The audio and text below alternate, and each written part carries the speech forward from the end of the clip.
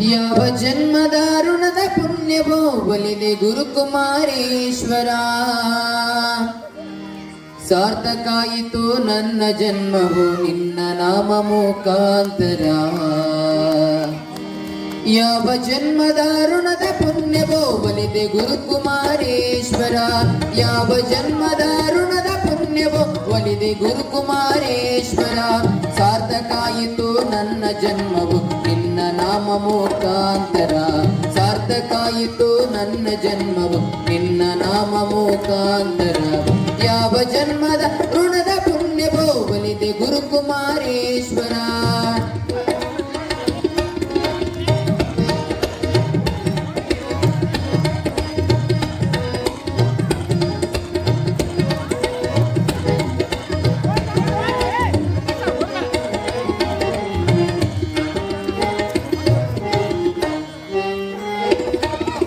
ನಿನ್ನ ನಂಬಿದ ಜಗದಿದೆಲ್ಲವೂ ಸತ್ಯ ಶಿವಮಯ ಸುಂದರ. ನಿನ್ನ ನಂಬಿದ ಜಗದಿದೆಲ್ಲವೂ ಸತ್ಯ ಶಿವಮಯ ಸುಂದರ. ನಿನ್ನ ಕರುಣೆಯ ಕರುಣಾಂದರ. ನಿನ್ನ ಕರುಣೆಯ ಕರುಣಾಂದರ. ವಿಶ್ವ ಪ್ರೇಮದ ಮಂದಿರ. ವಿಶ್ವ ಪ್ರೇಮದ ಮಂದಿರ. ಯಾವ ಜನ್ಮದ ಋಣದ ಪುಣ್ಯವೋ ಒಲಿದೆ ಗುರುಕುಮಾರೇಶ್ವರ. ಸಾರ್ಥಕಾಯಿತು ನನ್ನ ಜನ್ಮವು ನಿನ್ನ ನಾಮ ಮುಖಾಂತರ. ಯಾವ ಜನ್ಮದ ಋಣದ ಪುಣ್ಯವೋ ಒಲಿದೆ ಗುರುಕುಮಾರೇಶ್ವರ.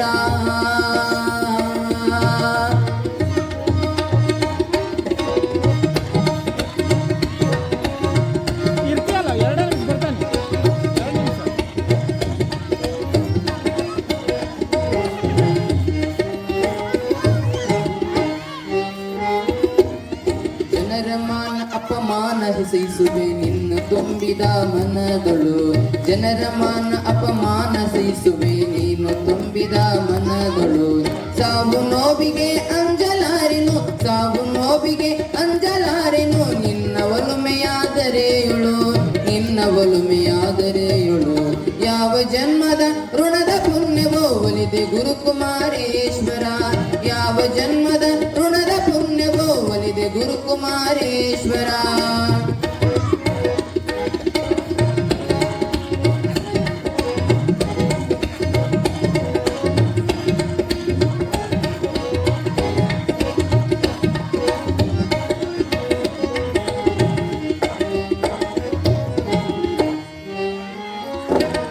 ಯಾರು ಏನೋ ಕಸಿದುಕೊಳ್ಳಲಿ ನಿನ್ನ ಕೃಪೆ ನನಗಾಸ್ತಿಯು. ಯಾರು ಏನೋ ಕಸಿದುಕೊಳ್ಳಲಿ ನಿನ್ನ ಕೃಪೆ ನನಗಾಸ್ತಿಯು. ಅಂತುರೇಶ್ವರ ನಿನ್ನ ಹೊರತು. ಅಂತುರೇಶ್ವರ ನಿನ್ನ ಹೊರತು ಅನ್ಯ ಶ್ರೀ ಸುಖ ನಾಸ್ತಿಯು. ಅನ್ಯ ಶ್ರೀ ಸುಖ ನಾಸ್ತಿಯು. ಯಾವ ಜನ್ಮದ ಋಣದ ಪುಣ್ಯವೋ ಒಲಿದೆ ಗುರುಕುಮಾರೇಶ್ವರ. ಯಾವ ಜನ್ಮದ ಋಣದ ಪುಣ್ಯವೋ ಒಲಿದೆ ಗುರುಕುಮಾರೇಶ್ವರ. ಸಾರ್ಥಕಾಯಿತು ನನ್ನ ಜನ್ಮವು ನಿನ್ನ ನಾಮ ಮುಖಾಂತರ. ಸಾರ್ಥಕಾಯಿತು ನನ್ನ ಜನ್ಮವು ನಿನ್ನ ನಾಮ ಮುಖಾಂತರ. ಯಾವ ಜನ್ಮದ ಋಣದ ಪುಣ್ಯವೋ ಒಲಿದೆ ಗುರುಕುಮಾರೇಶ್ವರ. ಒಲಿದೆ ಗುರುಕುಮಾರೇಶ್ವರ. ಒಲಿದೆ ಗುರುಕುಮಾರೇಶ್ವರ. ಶಿವ ಸಾಂಬ ಜೈ ನಮಃ. ಪಾರ್ವತೀಶ್ವರ ಹರ ಮಹಾದೇವ. जगद्गुरु पंचाचार्य महाराज की. शिव सांब जय नमः. पार्वतीश्वर हर महादेव.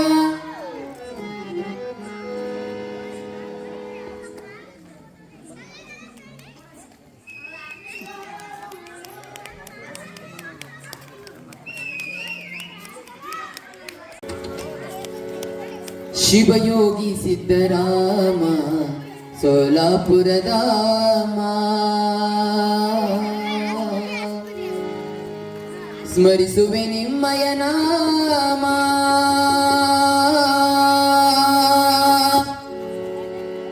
ಶ್ರೀ ಗುರು ಸಿದ್ದೇಶ್ವರ. ಶಿವಯೋಗಿ ಸಿದ್ದರಾಮ ಸೋಲಾಪುರಧಾಮ. ಶಿವಯೋಗಿ ಸಿದ್ದರಾಮ ಸೋಲಾಪುರಧಾಮ. ಸ್ಮರಿಸುವೆ ನಿಮ್ಮಯ ನಾಮ. ಸ್ಮರಿಸುವೆ ನಿಮ್ಮಯ ನಾಮ. ಶ್ರೀ ಗುರು ಸಿದ್ದೇಶ್ವರ. ಶಿವಯೋಗಿ ಸಿದ್ದರಾಮ ಸೋಲಾಪುರಧಾಮ. ಓಂ ಸಿದ್ದೇಶ್ವರಾಯ ಓಂ ಸಿದ್ದೇಶ್ವರಾಯ ಓಂ ಸಿದ್ದೇಶ್ವರಾಯ ಓಂ.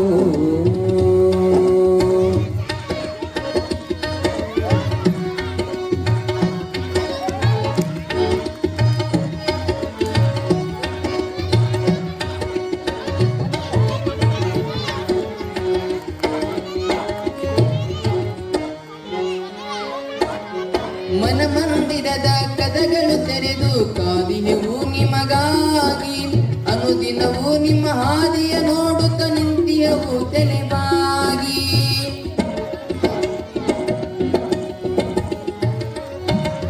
ಮನಮಂದಿರದ ಕದಗಳು ತೆರೆದು ಕಾದಿನೆವು ನಿಮಗಾಗಿ, ಅನುದಿನವೂ ನಿಮ್ಮ ಹಾದಿಯ ನೋಡುತ್ತ ನಿಂತಿಯವು ತಲೆಬಾಗಿ.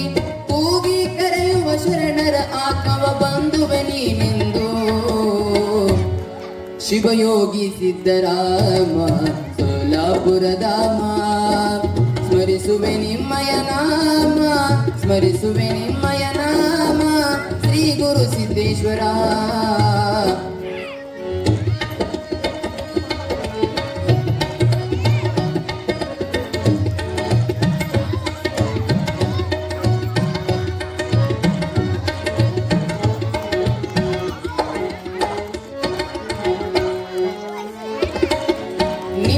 ದರ್ಶನ ನೋಡಲು ಹಲವು ಯುಗಗಳಾದರೂ ಕೂಡ, ಇನ್ನು ಏಕತೆಯ ತೋರಿ ಬೇಗನೆ ಬಂದು ಈ ಮನ ತಣಿಸೋ.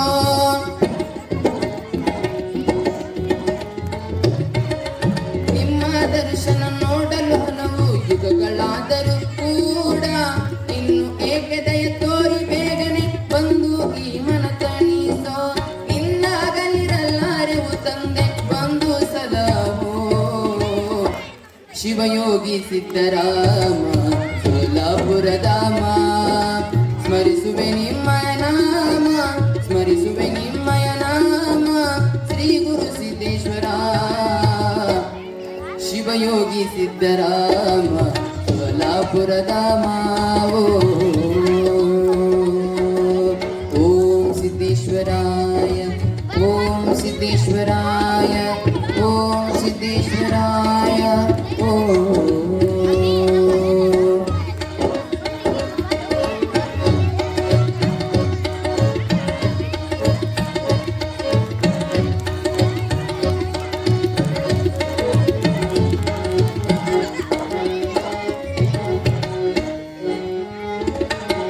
ಸರ್ವತರಗತ ಸದ್ಗುರು ದೇವ ಶ್ರೀ ಸಿದ್ದರಾಮೇಶ್ವರ, ಇಂದೊಮ್ಮೆ ಅದು ಸೊನ್ನಲಾಪುರ, ಇಂದು ನೋಡು ಸೋಲಾಪುರ.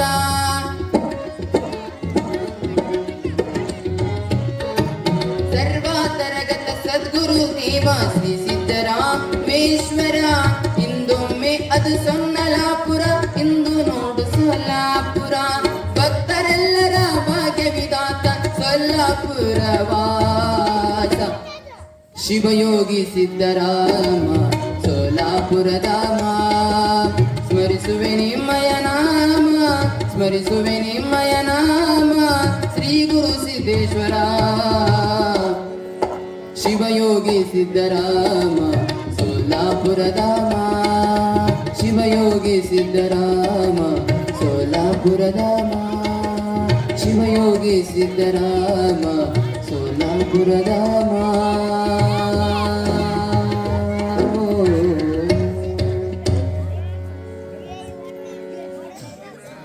ಶಿವ ಸಾಂಬರೇ ನಮಃ ಪಾರ್ವತೀಶ್ವರ ಹರ ಮಹಾದೇವ.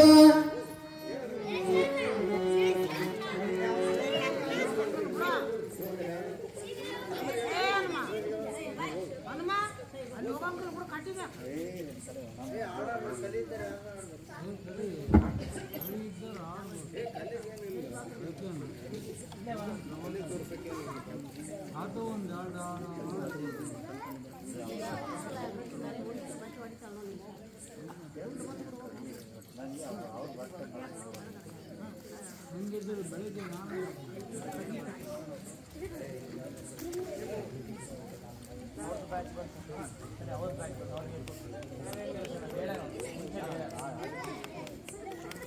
ಬಂದ್ರ ಸೆಷನ್ ಎಲ್ಲ ಬಂದ್ರ ಮೈಕ್ ಎಷ್ಟು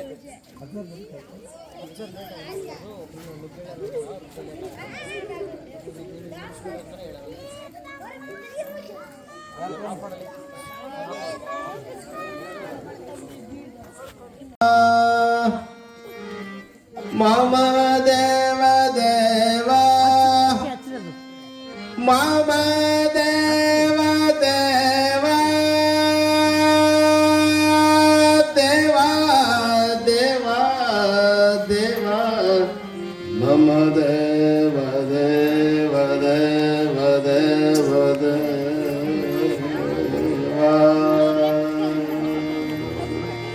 जगद्गुरु वंजाचार्य महाराज की जय, थानेश्वरी माता की जय, अन्नपूर्णेश्वरी माता की जय, हालेश्वर महाराज की जय। हर नम पार्वती पतये शिव हर हर महादेव।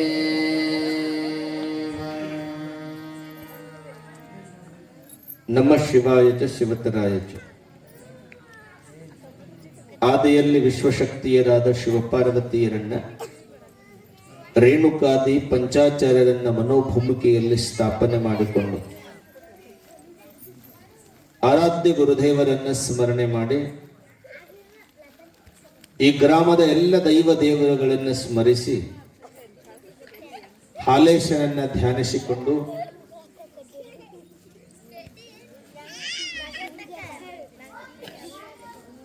ತಾಯಿ ಲಿಂಗಮ್ಮನನ್ನ ಸ್ಮರಣೆ ಮಾಡಿ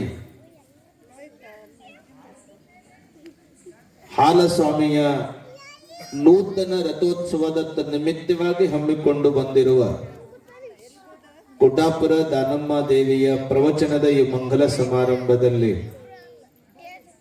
ಉಪಸ್ಥಿತರಿದ್ರು ಮಠದ ಮಠಾಧೀಶರು, ಈ ಸಮಾರಂಭದ ಕೇಂದ್ರ ಬಿಂದುಗಳಾಗಿರುವ ಪರಮ ಪೂಜ್ಯ ಶ್ರೀ ಶ್ರೀ ಶ್ರೀ ಶಿವಯೋಗಿ ಹಾಲಸ್ವಾಮಿಗಳಲ್ಲಿ ಶರಣಾರ್ಥಿಗಳನ್ನು ಹೇಳಿ, ಸಂಗೀತ ಕಲಾ ಬಳಗವೇ, ಗ್ರಾಮದ ಎಲ್ಲಾ ಜಂಗಮ ಮೂರ್ತಿಗಳೇ, ತಾಯಂದಿರೇ, ಮುದ್ದು ಮಕ್ಕಳೇ, ನಿಮ್ಮೆಲ್ಲರ ಅಂತರಾತ್ಮದ ದಿವ್ಯ ಚೇತನಕ್ಕೆ ಶರಣು ಶರಣಾರ್ಥಿಗಳು. ನಮಸ್ಕಾರ ಮಾಡಬೇಕು. ನಮಸ್ಕಾರ. ಇರದ ನಾಳೆ ನಾಡದೊಂದು ಸಹಿತ ಇನ್ನೂ ಹೊಡಿತೀರಿ ನೀವು ಚಪ್ಪಲಿ.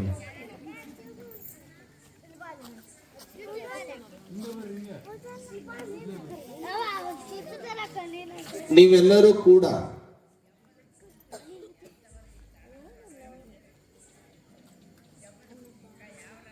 ಸುಖ ದುಃಖವನ್ನು ಅನುಭವಿಸ್ತಾ ಬರ್ತಾ ಇದ್ದೀವಿ ನಾವೆಲ್ಲರೂ. ಸುಖ ಯಾವಾಗ ಬರ್ತದೆ, ದುಃಖ ಯಾವಾಗ ಬರ್ತದೆ, ಅದು ಯಾವುದು ಹೇಳಿ ಬರೋದಿಲ್ಲ. ಸುಖಸ್ಯ ನಂತರಂ ದುಃಖಂ, ದುಃಖಸ್ಯ ನಂತರಂ ಸುಖಂ. ಸುಖ ದುಃಖಗಳು ಒಂದು ನಾಣ್ಯದ ಎರಡು ಮುಖಗಳಿದ್ದಂತೆ.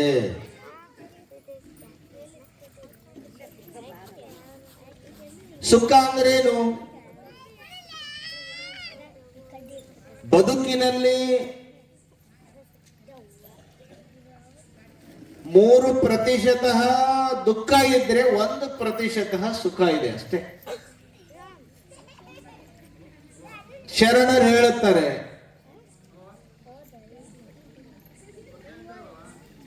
ಸಾಸಿವೆ ಎಷ್ಟು ಸುಖಕ್ಕೆ ಸಾಗರದಷ್ಟು ದುಃಖ. ಹಂಗಾರೆ ಇಲ್ಲಿ ಸುಖ ಅಂತ ತಿಳ್ಕೊಂಡು ಸಾಸಿವೆ ಎಷ್ಟದ? ಹಂಗಾರೆ ನಾವ್ಯಾಕ ದೇವರನ್ನ ಪೂಜೆ ಮಾಡಬೇಕು, ಪುರಾಣ ಯಾಕೆ ಕೇಳಬೇಕು, ಗುರುಗಳ ದರ್ಶನ ಯಾಕೆ ಮಾಡಬೇಕು? ಆ ಸುಖಕ್ಕೋಸ್ಕರನೇ ಮಾಡ್ಬೇಕು ನಾವು. ಮನುಷ್ಯನಿಗೆ ಸುಖ ಬಂದಾಗ ಹಿಗ್ತಾನ, ದುಃಖ ಬಂದಾಗ ಕುಗ್ಗುತ್ತಾನ. ಆ ಭಾವನೆ ಇತ್ತು ಅಂದ್ರೆ ಮನುಷ್ಯ ಹಾಳಾಗಿ ಹೋಗ್ತಾನೆ. ಸುಖ ಬಂದಾಗನೂ ಅದೇ ರೀತಿ ಇರಬೇಕು, ದುಃಖ ಬಂದಾಗನೂ ಅದೇ ರೀತಿ ಇರಬೇಕು. ಯಾರು ಇರಾಕ್, ನನಗ ಇರಾಕ್ ಸಾಧ್ಯ, ನಿಮಗೆ ಹೆಂಗಿರ್ತೀರಿ ನೀವು? ಇರಬಹುದ್ರಿ ಸ್ವಾಮಿಗಳೇ ಅಂತ ಹೇಳಿದ್ರು, ಕ್ಷಣಿಕಷ್ಟೇ. ಹಂಗಾರೆ ಯಾವುದು ಸುಖ?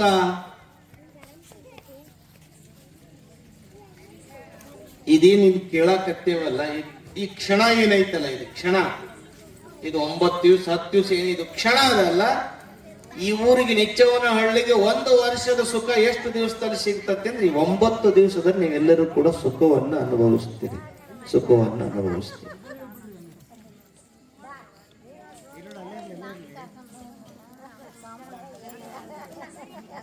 ಈ ಸಂಸಾರ ಸುಖ ಅದನೋ ದುಃಖ ಅದನೋ ನಮಗಂತೂ ಗೊತ್ತಿಲ್ಲ. ನಾವು ಮಾಡ್ಕೊಂಡಿಲ್ಲ, ನಮಗ್ ಗೊತ್ತಿಲ್ಲ. ಏನೈತ್ರಿ ಸ್ವಾಮಿ ಗೋಳಗಳ ಏನೈತೆ? ನೀನು ಮಾಡ್ಕೊಂಡಿಲ್ಲ. ಈಗ ನೀವು ಸಂಸಾರಿಗಳೆಲ್ಲ ನಿಮ್ಗ ಸುಖ ಐತೆ ದುಃಖ ಐತೆ? ಹೆಚ್ಚಿಗೆ ಏನೈತೆ? ಸಾಧ್ಯನೇ ಇಲ್ಲ. ಸಮ ಇಲ್ಲೇ. ಸಂಸ್ಕೃತ ಸುಭಾಷಿತಕಾರ ಹೇಳುತ್ತಾನೆ, ಸಂಸಾರ ಇದೊಂದು ದುಃಖ, ಜನ್ಮ ದುಃಖಂ, ಜರಾ ದುಃಖಂ, ಜಾಯಾ ದುಃಖಂ, ಪುನಃ ಪುನಃ ಸಂಸಾರ ಸಾಗರೋ ದುಃಖೋ ತಸ್ಮಾತ್ ಜಾಗ್ರತ ಜಾಗ್ರತ ಜಾಗ್ರತ.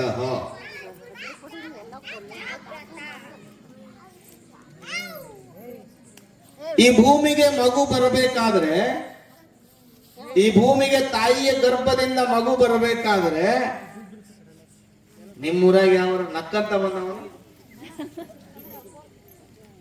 ಅಳ್ಕಂತನ ಬರ್ತಾವ. ಅವು ಅಳತಾವ,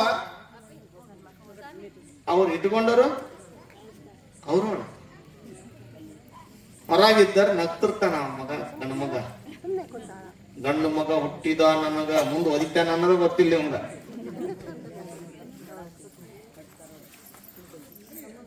ಅದು ದುಃಖನೇ, ಮಗು ಹುಟ್ಟು ಅನ್ನೋದು ದುಃಖನೇ. ಯಾಕಂದ್ರೆ ತಾಯಿನೂ ಅಳ್ತಾಳೆ, ಮಗುನೂ ಅಳುತ್ತದೆ.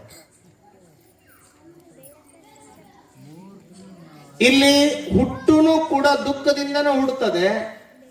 ಹುಟ್ಟಿದ ಮೇಲೆ ಮಗು ಜನ್ಮ ದುಃಖಂ, ಜರಾ ದುಃಖಂ.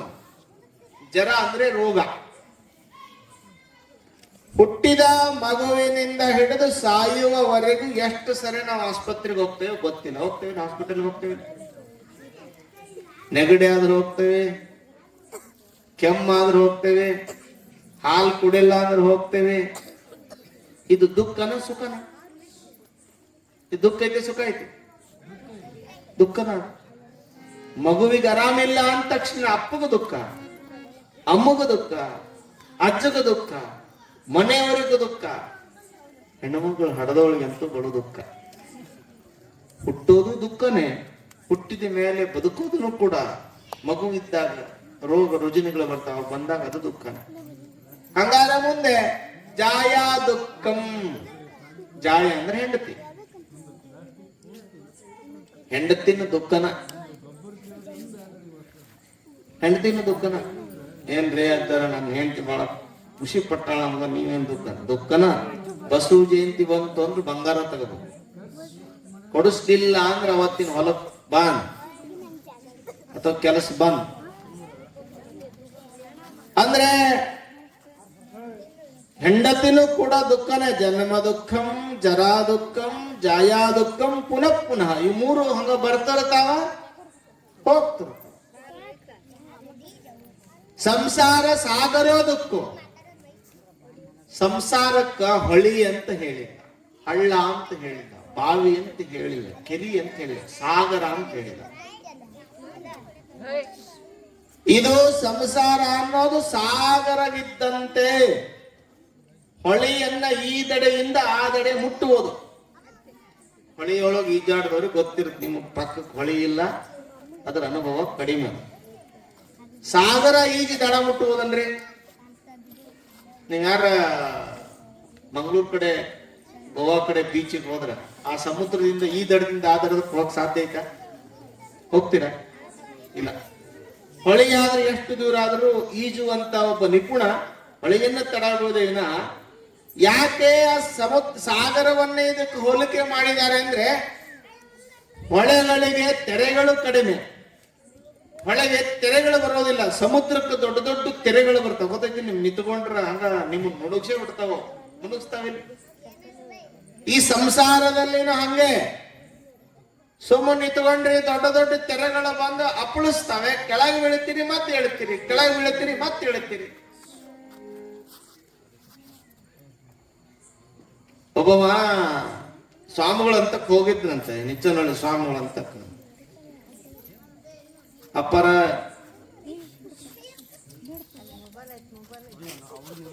ತಮ್ಮ ನೀ ಮದುವೆ ಮಾಡ್ಕೋಬಾಡ್ಲೆ, ಈ ಸಂಸಾರ ಬಹಳ ಕಷ್ಟ ಐತಿ ಅಂದ. ನಿಮ್ಗೇನ್ ಗೊತ್ಬಿಡ್ರಿ ಸ್ವಾಮಿಗಳ, ಅವ್ರ ಮದುವೆ ಆಗ್ಯಾರ, ನಿಮ್ಗೇನ್ ಗೊತ್ಬಿಡ್ರಿ ಅಂತ. ಹೌದಪ್ಪಾ, ನೋಡ್ರಿ ಸಂಸಾರದಷ್ಟು ಸುಖ ಈ ಸನ್ಯಾಸಿ ಜೀವನದಾಗಿಲ್ಲ. ಅದು ಖರೆ ಬಿಡಪ್ಪ, ಸನ್ಯಾಸಿ ಜೀವನದಾಗಿಲ್ಲ. ನಿಮ್ಮನ್ನು ಕರಿಯರ್ ಯಾರ್, ನಿಮಗೆ ಆರಾಮಿಲ್ದಾಗ ಮಾತಾಡ್ಸೋರ್ ಯಾರ್, ಅದೇನಂತಾರಲ್ಲ ದಿಕ್ ದಿವಾಳಿ ಮಂದಿಪ್ಪ ನಾವೆಲ್ಲ. ನಮಗ ಹೆಂಡತಿ ಕಾಲ ಹತ್ತಾಳ, ಅವು ಚಾ ಕೊಡ್ತಾಳ, ಮಗಳ ಅದನ್ನ ಕೊಡ್ತಾನ, ಮಗ ಇದನ್ನ ಕೊಡ್ತಾಳ, ಅತಿ ಹಾಕೊಂಡ್ ಹೋಗ್ಬಿದ್ನಾಗ ಇಟ್ಟು ಕೊಡ್ತಾರ ಅನ್ನೋದು ಗೊತ್ತಿಲ್ಲ ಅವಂಗ. ಇದೊಂದು ಮಾಯಾ ಜಗತ್ತು, ಸಂಸಾರ ಇದೊಂದು ಮಾಯಾ ಜಗತ್ತು. ಅವಾಗ ಸಂಸಾರದಲ್ಲಿ ದುಃಖ ಐತಲೆ ತಮ್ಮ ಅಂತ ಹೇಳಿದ್ರಂತೆ. ಅವಾಗ ಇವ್ರು ಕೇಳಿಲ್ಲಂತಿವ, ಅಜ್ಜಾರೆ ನೀವು ನಾಳೆ ಬರ್ರಿ ನೋಡ್ರಿ ನಮ್ ಸಂಸಾರಗಳು ಎಷ್ಟು ಸುಖ ಐತಿ. ಇಲ್ಲೋ ತಮ್ಮ ಸುಖ ಇಲ್ಲ, ತಡಿ ಸ್ವಲ್ಪ ಅಂದ್ರ. ನೋಡ್ರಿ ಅಪ್ಪರೇ, ನಮ್ಮವ್ವ ಸಂಸಾರದಾಗ ಎಷ್ಟು ಸುಖ ಐತಿ ಅಂದ್ರೆ, ನಮ್ಮ ಅವ್ವ ಅದಲ್ಲ, ನಮ್ಮವ್ವ ನನ್ನ ಹಡದವ್ವ, ನನ್ನ ಅವ್ವ ನಾ ರಾತ್ರಿ 10 ಗಂಟೆ ಮಟ್ಟ ಹೋದ್ರ 1 ಗಂಟೆ ಮಟ್ಟ ಹೋದ್ರ ನಾನ್ ಇಲ್ದಂಗ ಊಟ ಮಾಡಲ್ಲ. ಅಷ್ಟು ಸುಖ ಆಯ್ತ ಸಂಸಾರ. ನಮ್ಮ ಅವ್ವ ಕಾಯ್ತಿರ್ತಾಳ. ಹೌದಾ? ಆಯ್ತು. ನಮ್ಮ ಹೆಂಡತಿ ಅಂತೂ ನಾನು ಉಂಡ ತಟ್ಟ್ಯಾಗ ಉಣ್ತಾಳ.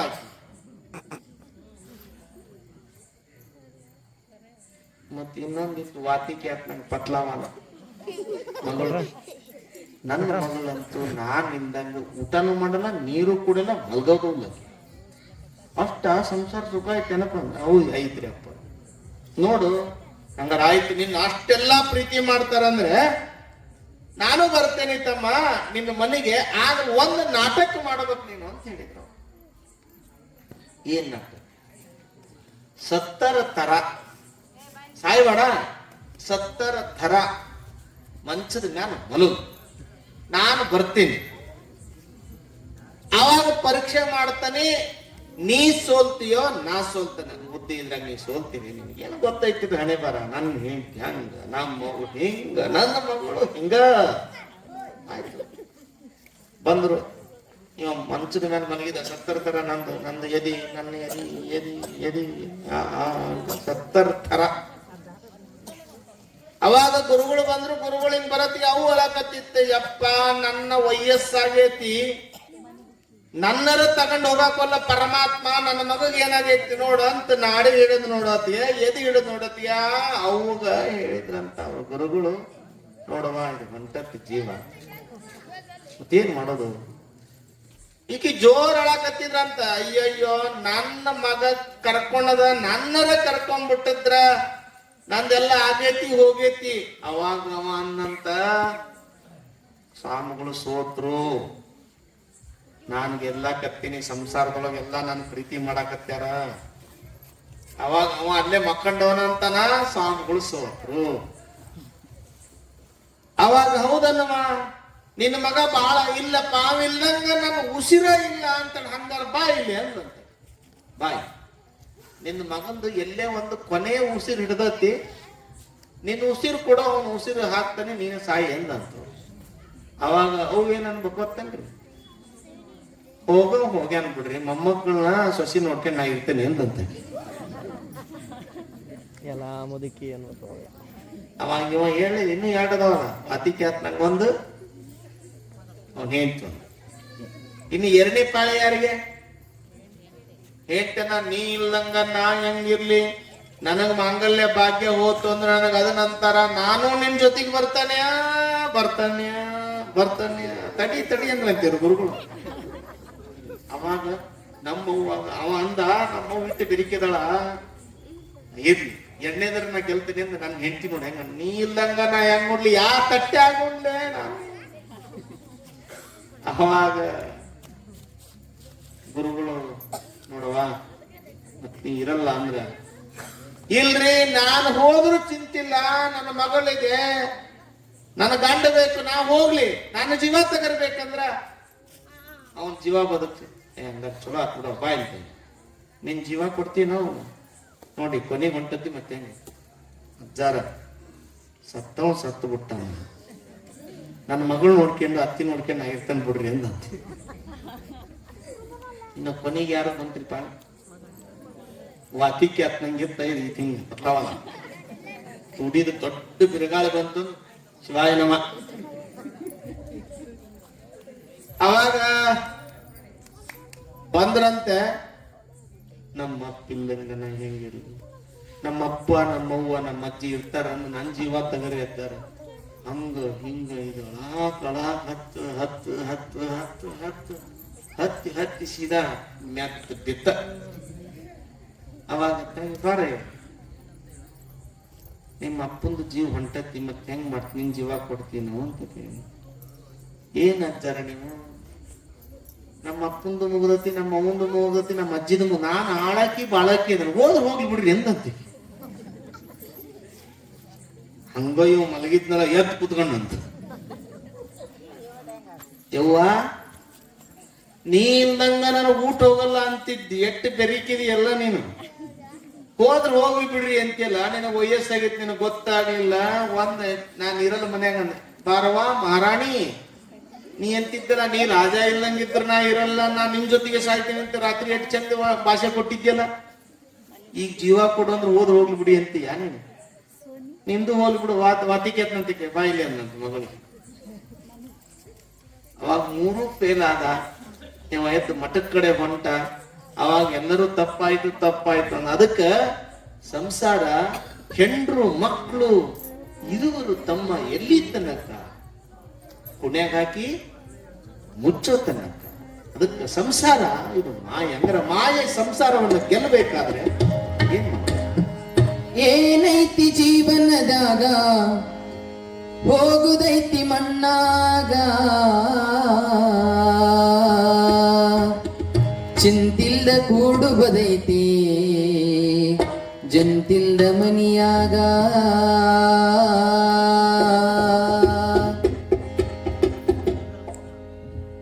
ಏನೈತಿ ಜೀವನದಾಗ ಹೋಗುದೈತಿ ಮಣ್ಣಾಗ, ಏನೈತಿ ಜೀವನದಾಗ ಹೋಗುದೈತಿ ಮಣ್ಣಾಗ, ಚಿಂತಿಲ್ದ ಕೂಡುಬದೈತಿ ಜಂತಿಲ್ದ ಮನಿಯಾಗ, ಚಿಂತಿಲ್ದ ಕೂಡುಬದೈತಿ ಜಂತಿಲ್ದ ಮನಿಯಾಗ.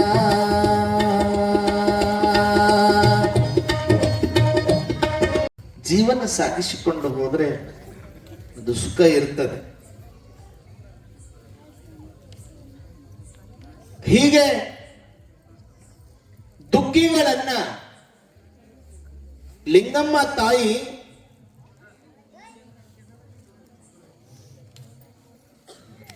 ಜಗತ್ತಿನ ಕಲ್ಯಾಣವನ್ನ ಮಾಡ್ತಾ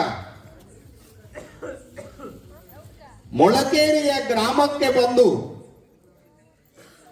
ಬಸಪ್ಪನ ಆದಿತ್ಯವನ್ನ ಸ್ವೀಕರಿಸಿಕೊಂಡು ಮಾರ್ಗದುದ್ದಕ್ಕೂ ಪ್ರಕೃತಿಯನ್ನು ಸವಿಯುತ್ತಾ ಮೊಳಕೇರಿಯಿಂದ ಆ ತಾಯಿ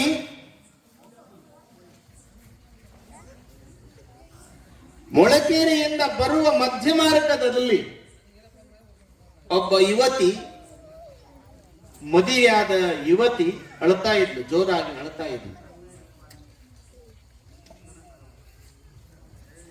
ದಾನಮ್ಮ, ಲಿಂಗಮ್ಮ, ಯಾಕೆ ಅಳ್ತಾ ಇದೆಯಮ್ಮ? ಆ ತಾಯಿಯನ್ನ ನೋಡಿದ ತಕ್ಷಣಕ್ಕೆ ಎಲ್ಲಿಲ್ಲದ ಕಣ್ಣೀರು ಬಂದು, ಯಾಕಮ್ಮ ಯಾಕೆ ಅಳ್ತಾ ಇದೀಯ? ಅಮ್ಮ, ನಾನು ಮದುವೆಯಾಗಿ 8 ವರ್ಷಗಳಾಯಿತು, ಚೆನ್ನಾಗಿ ಸಂಸಾರ ನಡೆದಿತ್ತು.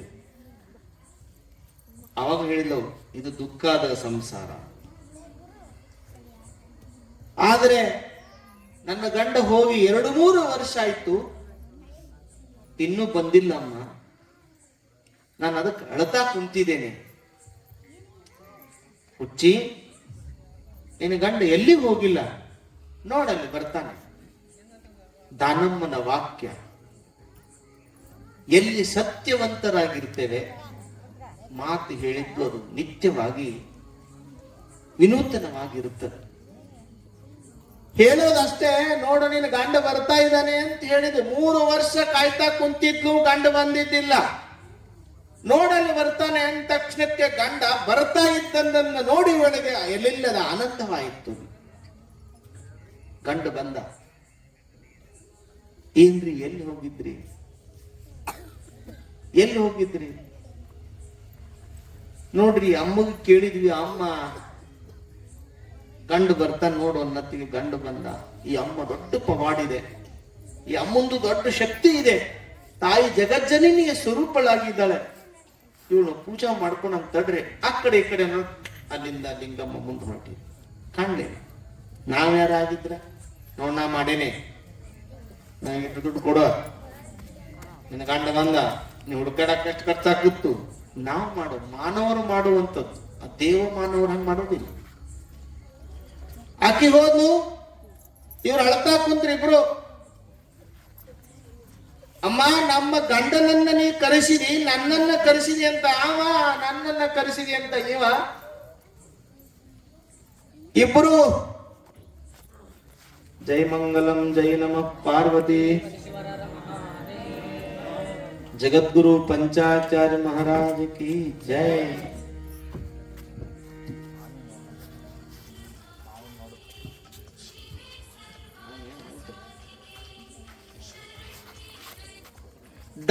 ಲಿಂಗಮ್ಮ ತಾಯಿ ಅಪ್ರತ್ಯಕ್ಷಳಾದ್ಲು. ಆ ಸಂದರ್ಭದಲ್ಲಿ ಮಲಗಿರ್ತಾರೆ ಗಂಡ ಹೆಂಡತಿ. ಅಮ್ಮ ಎಲ್ಲಿ ಹೋದೆ ಅಂತ ತಿಳ್ಕೊಂಡು ಅಂದಾಗ ಲಿಂಗಮ್ಮ ಕನಸಿನಲ್ಲಿ ಬರ್ತಾಳೆ. ಎಲ್ಲಿ ಇಲ್ಲ, ನಾ ಎಲ್ಲಿ ನಿಂತಿದ್ದೆಲ್ಲ ಆ ರೂಮ್ ಒಳಗೆ ಹೋಗಿ ನೋಡ್ರಿ ಅಂತ. ಆ ರೂಮ್ ಒಳಗೆ ಹೋಗಿ ನೋಡಿದ್ರೆ ಒಂದು ಲಿಂಗ ಅಲ್ಲಿ ಇತ್ತು. ಒಂದು ಲಿಂಗ, ನಮ್ಮ ಮನೆಯೊಳಗೆ ಲಿಂಗನೇ ಇತ್ತಿದ್ದಿಲ್ಲ, ಇದು ಹೆಂಗ ಲಿಂಗ ಬಂತು? ಅವಾಗ ಅವಳು ಹೇಳ್ತಾಳೆ, ಲಿಂಗಮ್ಮ ನೋಡ್ರಿ, ನಾನು ಬೇಕು ಅಂದಾಗ ಲಿಂಗವನ್ನ ಧ್ಯಾನ ಮಾಡ್ರಿ, ಲಿಂಗವನ್ನ ಪೂಜೆ ಮಾಡ್ರಿ, ನಾನು ಅದರಲ್ಲಿ ಬಂದು ನಿಮ್ ಜೊತೆಗೆ ನಾನು ಬರ್ತೇನೆ, ಮಾತಾಡ್ತೀನಿ ಅನ್ನುವಂತ ಮಾತನ್ನ ಹೇಳಿದೆ. ಇಷ್ಟು ಹೇಳಿ ಆ ತಾಯಿ ಲಿಂಗಮ್ಮ ಮಾರ್ಗದ ಉದ್ದಕ್ಕೂ ಪ್ರಕೃತಿಯ ಸೌಂದರ್ಯವನ್ನ ನೋಡ್ತಾ ಲಿಂಗ ಪೂಜೆಯನ್ನು ಮಾಡ್ತಾ. ಲಿಂಗ ಅಂದ್ರೆ ಅದೇನು ದೊಡ್ಡದೊಂದು ಲಿಂಗ ಕಟ್ಟಿಗೆರಿ ಅಂದ್ರೆ ಅಪ್ಪ ಹೋಗೋ ಮರ್ಯ ಬೇಡ ಅಂತಾರೆ. ವೀರಶೈವ ಧರ್ಮದವರಿಗೆ ಲಿಂಗ ಇಲ್ಲದನೆ ಮೋಕ್ಷ ಇಲ್ಲ. ಬರೇ ವೀರಶೈವರು ಅಷ್ಟೇ ಲಿಂಗ ಕಟ್ಕೋಬೇಕು ಅಂತೇನಿಲ್ಲ, ಎಲ್ಲರೂ ಲಿಂಗ ಕಟ್ಕೋಬಹುದು. ಆದ್ರೆ ಕಟ್ಟಿಕೊಂಡ ಮೇಲೆ ಅದರ ನಿತ್ಯಾಚರಣೆಯನ್ನು ಮಾಡಬೇಕು. ಲಿಂಗ ಪೂಜೆ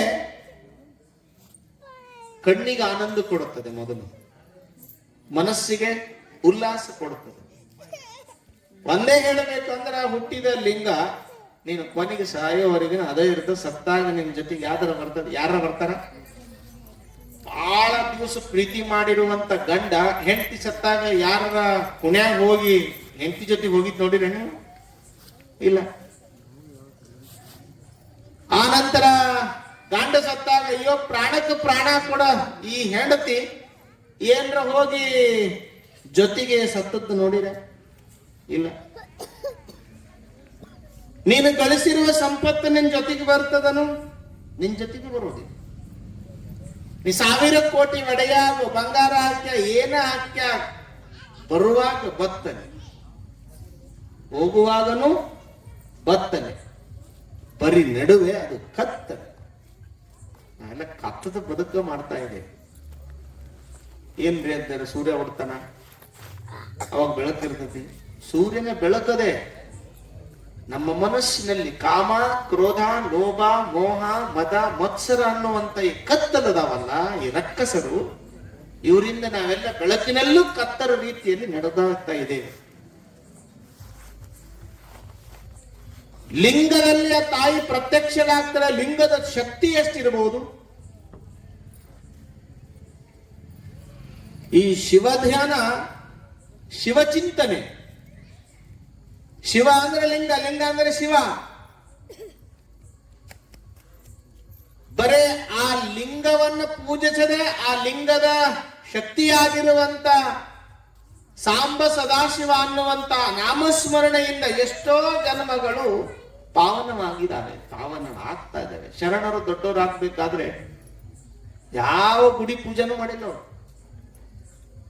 ಆತ್ಮ ಸಂಧಾನದ ಲಿಂಗೋಪಾಸನೆಯನ್ನ ಮಾಡಿ ಲಿಂಗವೇ ತಾವಾಗಿ ಜಗತ್ತಿಗೆ ವರಪ್ರಸಾದವಾಗಿರುವಂತ ಎಷ್ಟೋ ದಾರ್ಶನಿಕ ಜಗತ್ತಿನಲ್ಲಿ ಶರಣರಿದ್ದಾರೆ. ಒಬ್ಬ ಮನುಷ್ಯ ಮಂತ್ರದ ಶಕ್ತಿ ಎಷ್ಟಿದೆ ಅನ್ನೋದಕ್ಕೊಂದು ಮಾತು ಹೇಳ್ತೇನೆ. ಸಾಂಬ ಸದಾ ಶಿವ ಸಾಂಬ ಸದಾ ಶಂಭೋ ಶಂಕರ ಸಾಂಬ ಸದಾ. ಇದು ಭಗವಂತನ ನಾಮಸ್ಮರಣೆ.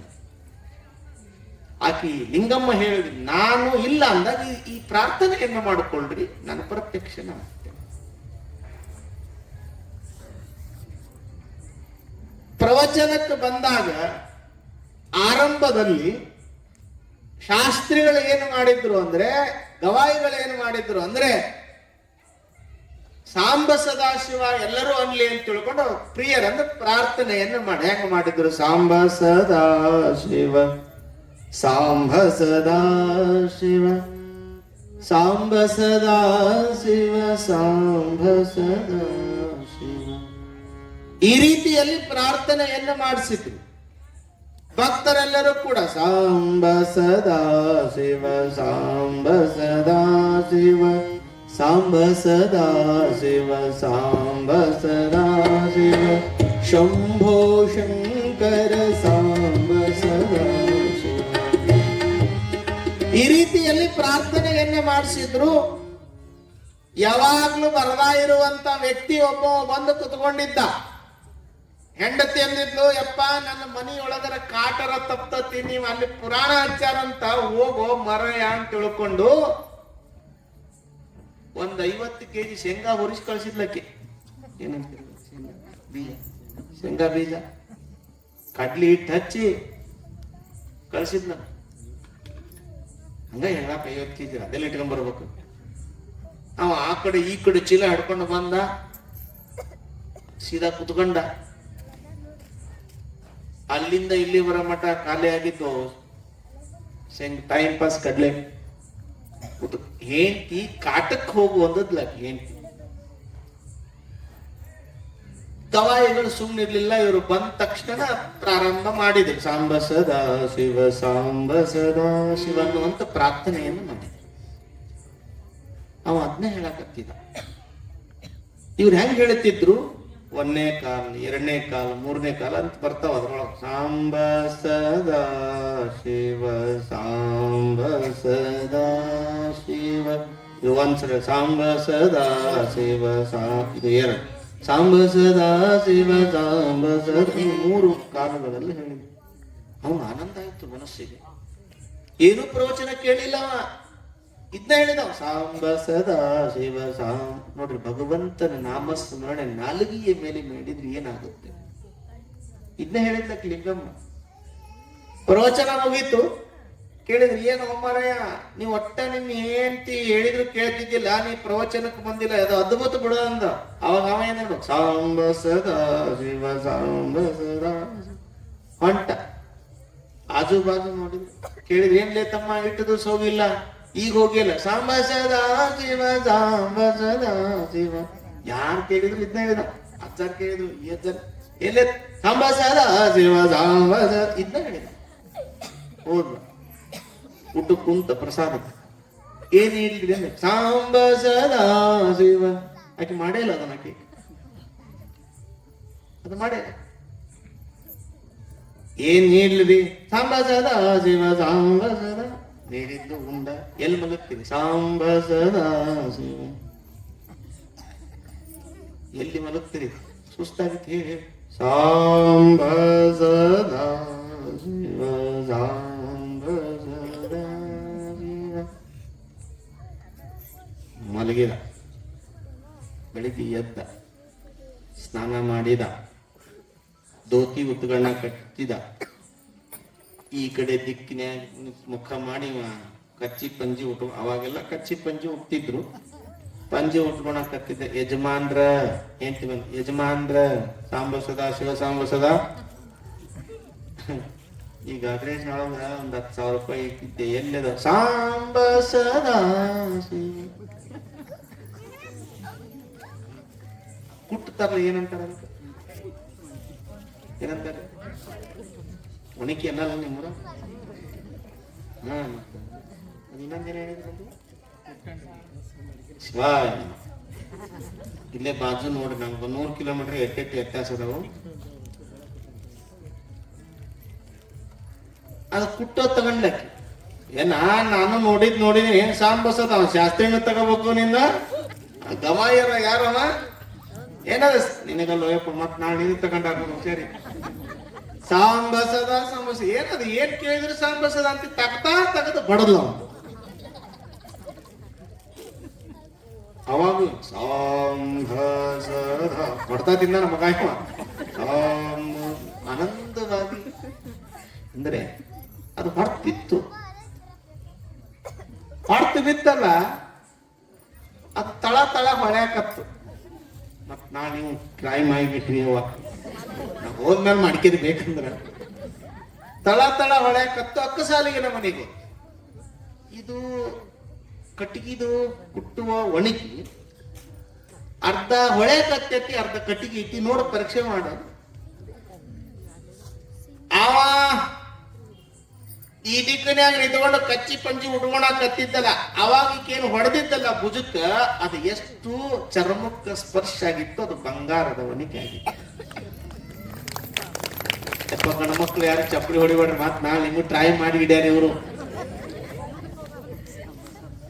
ಅವಾಗ ಅದನ್ನ ಮುರಿಸಿದ್ಲು,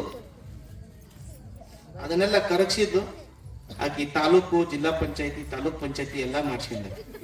ಬೇನ್ಕಾಯಿ ಸರ, ಯಾವಲಕ್ಕಿ ಸರ ಏನ್ ಮಾಡ್ಸ್ಕೊಬೇಕಲ್ಲ ಎಲ್ಲ ಮಾಡ್ಸ್ಕೊಂಡು ಮನಿ ಕಟ್ಸ್ಕೊಂಡು ಎಲ್ಲ ಆಯ್ತು.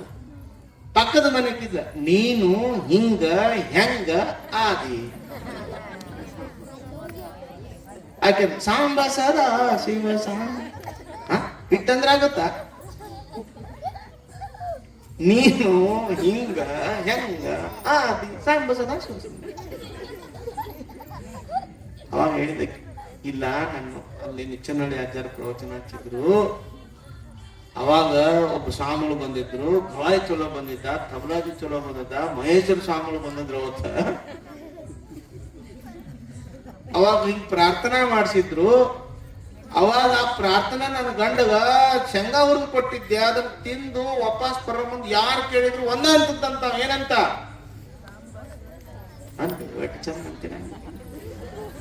ಇತ್ತಂದ್ರು.